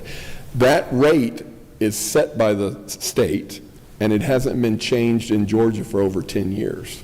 So we're a little bit behind on cost of living, because what typically happens with us is we still have to compete with other states. We have to compete with other areas for doctors, for nurse practitioners, for all the different supplies and support, and things have been going up. So at least 20 to 25% of our practice is Medicaid. So it sounds good on one end when you get this flat fee instead of, you have to bill for a sore throat, or bill for a heart attack, or bill for this, or you get different amounts. But it basically hurts us in certain areas if that fee doesn't come up some. Dental is a huge area for us. It's very frustrating because I think, I'm a medical doctor, but I think dental is so critical towards the health. And we do a great job at chronic care management, and what you'll find is we keep the patients out of the hospital if they can come see us regularly. But with dental, a lot of times they can't come see us. They have Medicaid. Medicaid plays that flat rate. It doesn't cover all the different areas. So if that rate is elevated some to compete with other states, basically just trying to be equivalent to other southern states, it certainly helps. It will definitely help us provide better care, keeping them out of the hospital. I mean, I've worked the ER many years along with my practice, and people come in with abscessed teeth because they can't see the dentist because the dentist doesn't take Medicaid, and they can't get in, and they come to the hospital for a much higher cost. They also end up having heart disease, they end up having high blood pressure, their diabetes goes through the roof, all because of the chronic care management and the way it's paid. So if we can, our ask is just to try to take that rate that hasn't been adjusted in 10 years and just bring it up to what other southern states are doing. We're actually the lowest, I think, in the southeast or whatever. So, and Georgia's never the lowest. We're the best. I would like to say one more thank you. Y'all make a huge difference, and you might not know it, but last year y'all approved $200,000 to open up more sites. I was the recipient of that. Our company was the recipient of that. And we are opening up a new site in Morgan County next month. So it makes a difference, and I really appreciate that. Thank you very much. We appreciate our FQHCs and what you do. You're reaching and providing medical homes for people that need it, so we really do appreciate it. Thank you. Are there any questions? I see no questions. Thank you very much. Thank you very much. Next would be Tom Cornegay.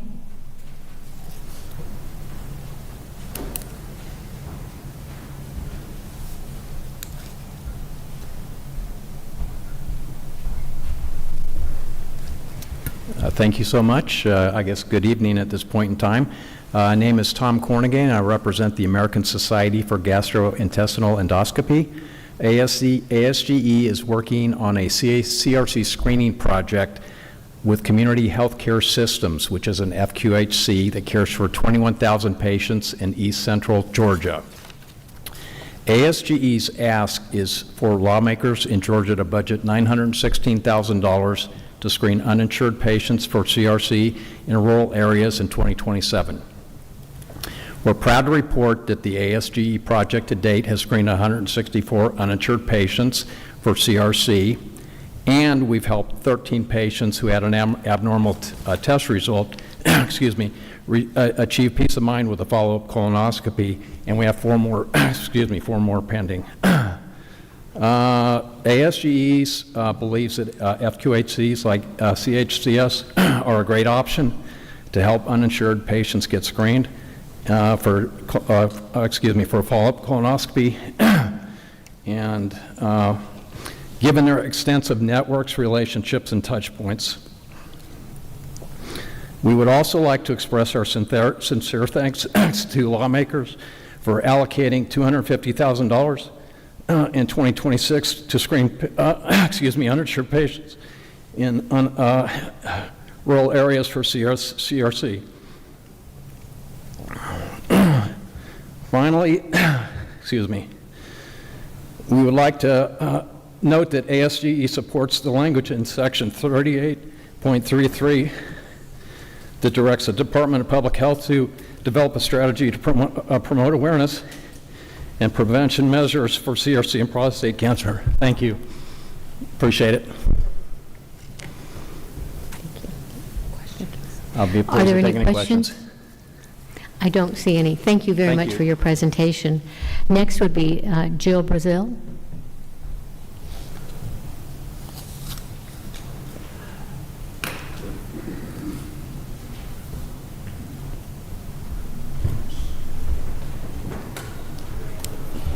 Chairwoman Taylor and members of the subcommittee. My name is Jill Brazel, and I'm the Director of GME Operations at St. Francis in Columbus, Georgia. I want to thank you for the opportunity to speak on behalf of St. Francis Emory's Healthcare's psychiatry residency program. St. Francis Emory Healthcare, if you already know, currently houses 2 residency programs, an internal medicine residency program with 30 residents, and a psychiatry residency program.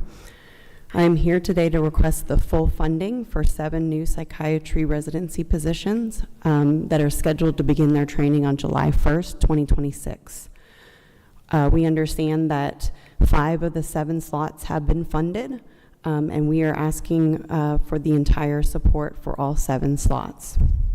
The total funding for 7 slots is $176,694.42. The additional amount that has not been funded is $50,484.12. With these positions fully funded, St. Francis Emory Healthcare will train the 28 psychiatry residents at full program capacity. These physicians, we expect to stay in the state of Georgia to treat our patients. Our hospital and residency programs have been deeply appreciative of the support you have already provided to us in the past, including funding our state-of-the-art learning center. We would welcome you all to come back and visit anytime. And I thank you today and would be happy to answer any questions from the subcommittee. Thank you for what you do at St. Francis. It's really important, and I know it's reaching a lot of people. I don't see any questions, and thank you very much for your presentation. Thank you. Next would be Cabe Boyan.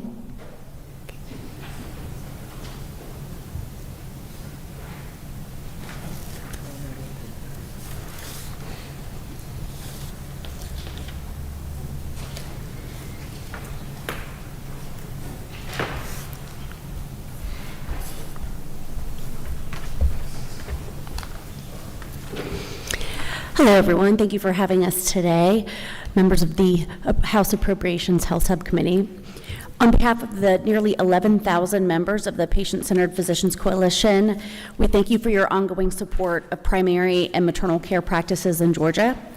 As you know, primary care provides vital foundations for medical care for many Georgia residents. Physicians in these specialties couldn't do it without the strong support from the General Assembly to strengthen our Medicaid program, specifically primary care reimbursement rates. Small and mid-sized primary care and OBGYN practices continue to face significant financial pressure. Georgia Medicaid has historically reimbursed at rates below Medicare. However, due to your efforts, reimbursement levels have improved over the last 10 years. For the fiscal 2027 budget, we are requesting that CPT codes 99213 and 99214, plus 4 OBGYN codes, be increased to 100% of 2024 Medicare rates. The projected cost to update these codes to 2024 Medicare rates is $19.15 million in state funding.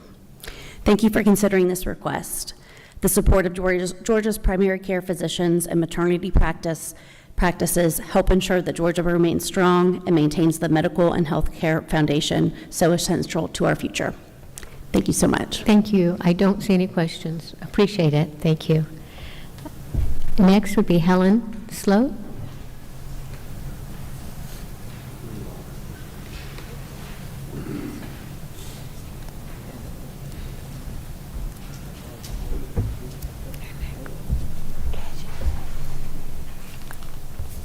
Hello, good afternoon, Madam Chair, members of the subcommittee. My name is Helen Sloat.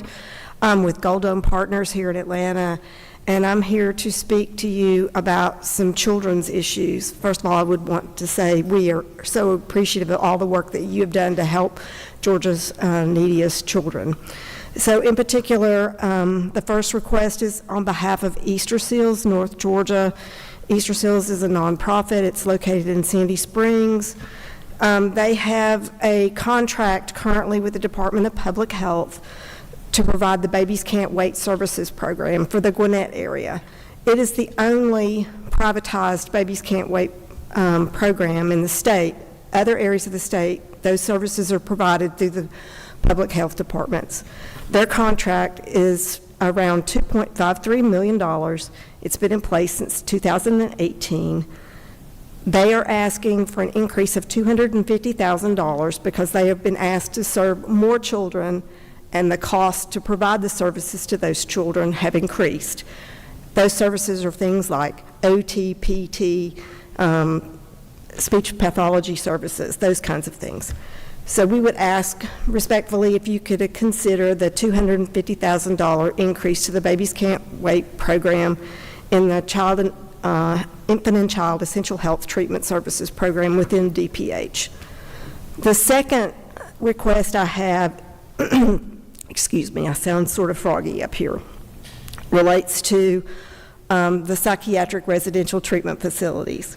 We represent Together Georgia and Multi-Agency Alliance for Children, and both of those organizations have psychiatric residential treatment facilities that are members. There are only 6 PRTFs in the state. In 2024, there was an increase made to the per diem for those psychiatric residential treatment facilities, and as a reminder that those facilities actually treat the highest level of care for children with mental health issues. The rate in 2024 was increased to $649.22 per day. Since that time, we have seen greater costs, and they have come to us and asked us to advocate for an increase in their per diem to $800 per day. I know you've heard a lot about the cost of the psychiatric residential treatment facilities and the fact that there are not enough beds. We believe that this will help greatly improve that situation. So we would ask you consider raising the per diem to $800 per day for these 6 facilities. And I'll be glad to try to answer some questions, but my people aren't here with me today. But if I don't know the answer, I'll come back and get that for you. I don't see any questions, and thank you for bringing this information to us. Thank Sure. you. Thank you. Next would be Cash. Come, we're ready. Are you ready? Okay, come.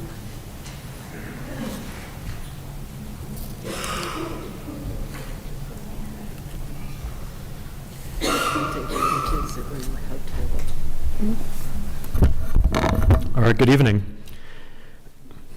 Chairlady Taylor, members of the committee, thank you for the opportunity to speak today. My name is Kim Dean, and I'm here on behalf of Autism Providers of Georgia. We're a 501c6 organization representing providers operating more than 100 therapy clinics across the state, serving thousands of Georgia families with children with autism. I'm here to speak in support of a $16.1 million appropriation in the fiscal year 2027 budget to equalize Medicaid reimbursement rates for applied behavior analysis, which is ABA therapy, by bringing clinic-based rates to parity with in-home rates. Georgia is currently an outlier. It's one of only 2 states in the country that pays a premium for in-home ABA services, and in fact, the rates are 20 to 25% higher, depending on the CPT code, for in-clinic as compared to, for in-home as compared to in-clinic. And another way that Georgia is an outlier is that 65% of Georgia's Medicaid ABA spend is for in-home, and that compares with only 15% for the country overall. This difference is driven by reimbursement policy, not medical necessity, and this rate difference has unintentionally created a market distortion, one that incentivizes place of service rather than what's in patients' best interests. Research shows that children receiving ABA in clinic, they master goals more quickly, often twice as quickly, because clinics provide a structured environment, peer interaction, as well as constant clinical supervision. Clinics allow for real-time treatment adjustments, social skill development, and greater intensity of services. Clinics typically have licensed professionals on staff at all times, while in-home care is primarily delivered by frontline workers with oversight from licensed providers via telehealth. Many children in clinics have a shorter overall duration of care and better long-term outcomes as a result. And the financial implications to the state are significant. In-center models are estimated to generate more than $200,000 in direct lifetime Medicaid savings per full-time child. And early intensive clinic-based intervention, which is difficult to achieve in home, is estimated to yield $1.7 million per child in total lifetime savings costs between healthcare, special education, and lost productivity, among others. And furthermore, because of the intensive nature of early intervention, it's just exceedingly difficult to accomplish the same objective in home. Yet today, unfortunately, these services that are most likely to generate these savings receive the lowest reimbursement and have the highest operating costs. This budgetary request would not discourage in-home services, and in fact, in-home ABA is medically appropriate and necessary for many children, but Georgia should not incentivize one setting over another due to rates rather than medical necessity. Equalizing rates will expand access to high-quality clinic-based care, particularly in rural and underserved areas. It will allow providers to hire and retain staff, reduce wait lists, open additional centers, and allow parents of children with autism to effectively participate in the workforce rather than being homebound. And most importantly, it will ensure that care decisions are driven by the needs of the child, not by payment disparities. This targeted $16.1 million investment aligns reimbursement with outcomes, improves access for Georgia families, and reduces long-term state costs. This is a smart fiscal decision and a meaningful step forward for Georgia's children and taxpayers. Thank you for your consideration, and I'd be happy to answer any questions.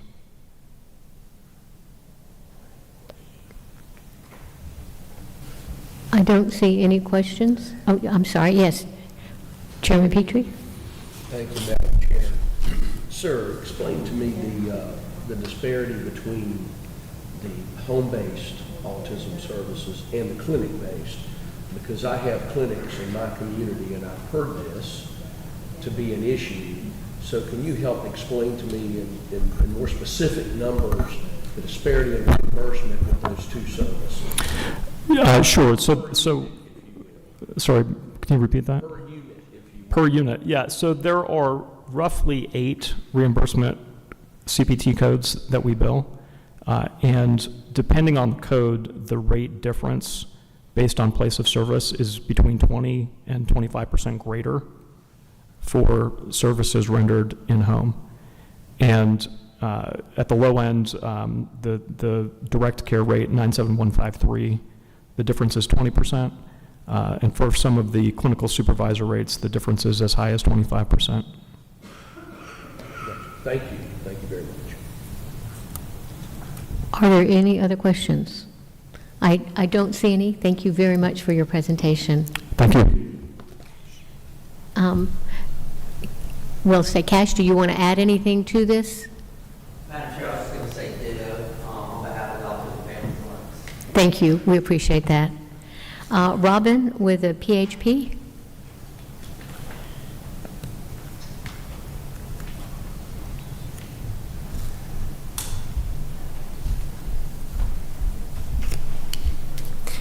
Good afternoon, and I know it's a long day. Thank you, thank you, thank you.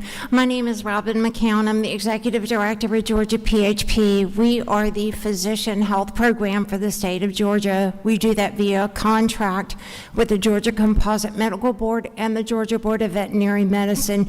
We are not a wellness program. We're not a licensing board.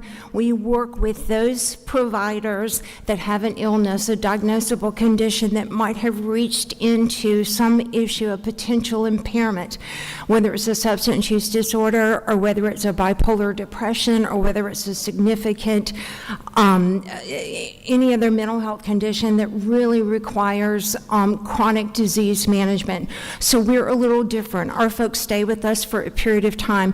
You guys provided us with funding last year, and I am here to tell you how grateful I am. Physician health has been a lifelong work for me, for my family, for my career for 35 years. And the efforts of what this funding did for us and the enhancements of what we're able to do, we've had a 40% increase. And this isn't just people accessing our services. This is physicians primarily that are seeking care. They're going into treatment. They're restoring their health and wellness. They are returning to practice. They're following a pathway to do it safely and protecting the public. And all of this is being done in a confidential manner where it's not reported to the Georgia Composite Medical Board or the Georgia Board of Veterinary Medicine. Now, there are times that does need to happen, but we're life-saving, and you have helped us to be able to do this. And we have provided over $65,000 in scholarships to primarily physicians that have had hardships because they had to remove themselves from practice. This illness doesn't discriminate between rural and metro Atlanta. It is across the board. And again, thank you. Thank you. Thank you for what you do. We are investing a lot in growing doctors and getting doctors, and if we can give them a helping hand once we have them, this is wonderful. And thank you for what you do. Thank you for what you do. Thank you. I don't see any questions, and I will ask, I think this is my completed list. Is there anyone that wanted to speak that has not had that opportunity? I'm very grateful for each of you that have stayed this afternoon and helped us to be able to listen and hear the needs among the people of the state of Georgia. Thank you, and with that, we are adjourned.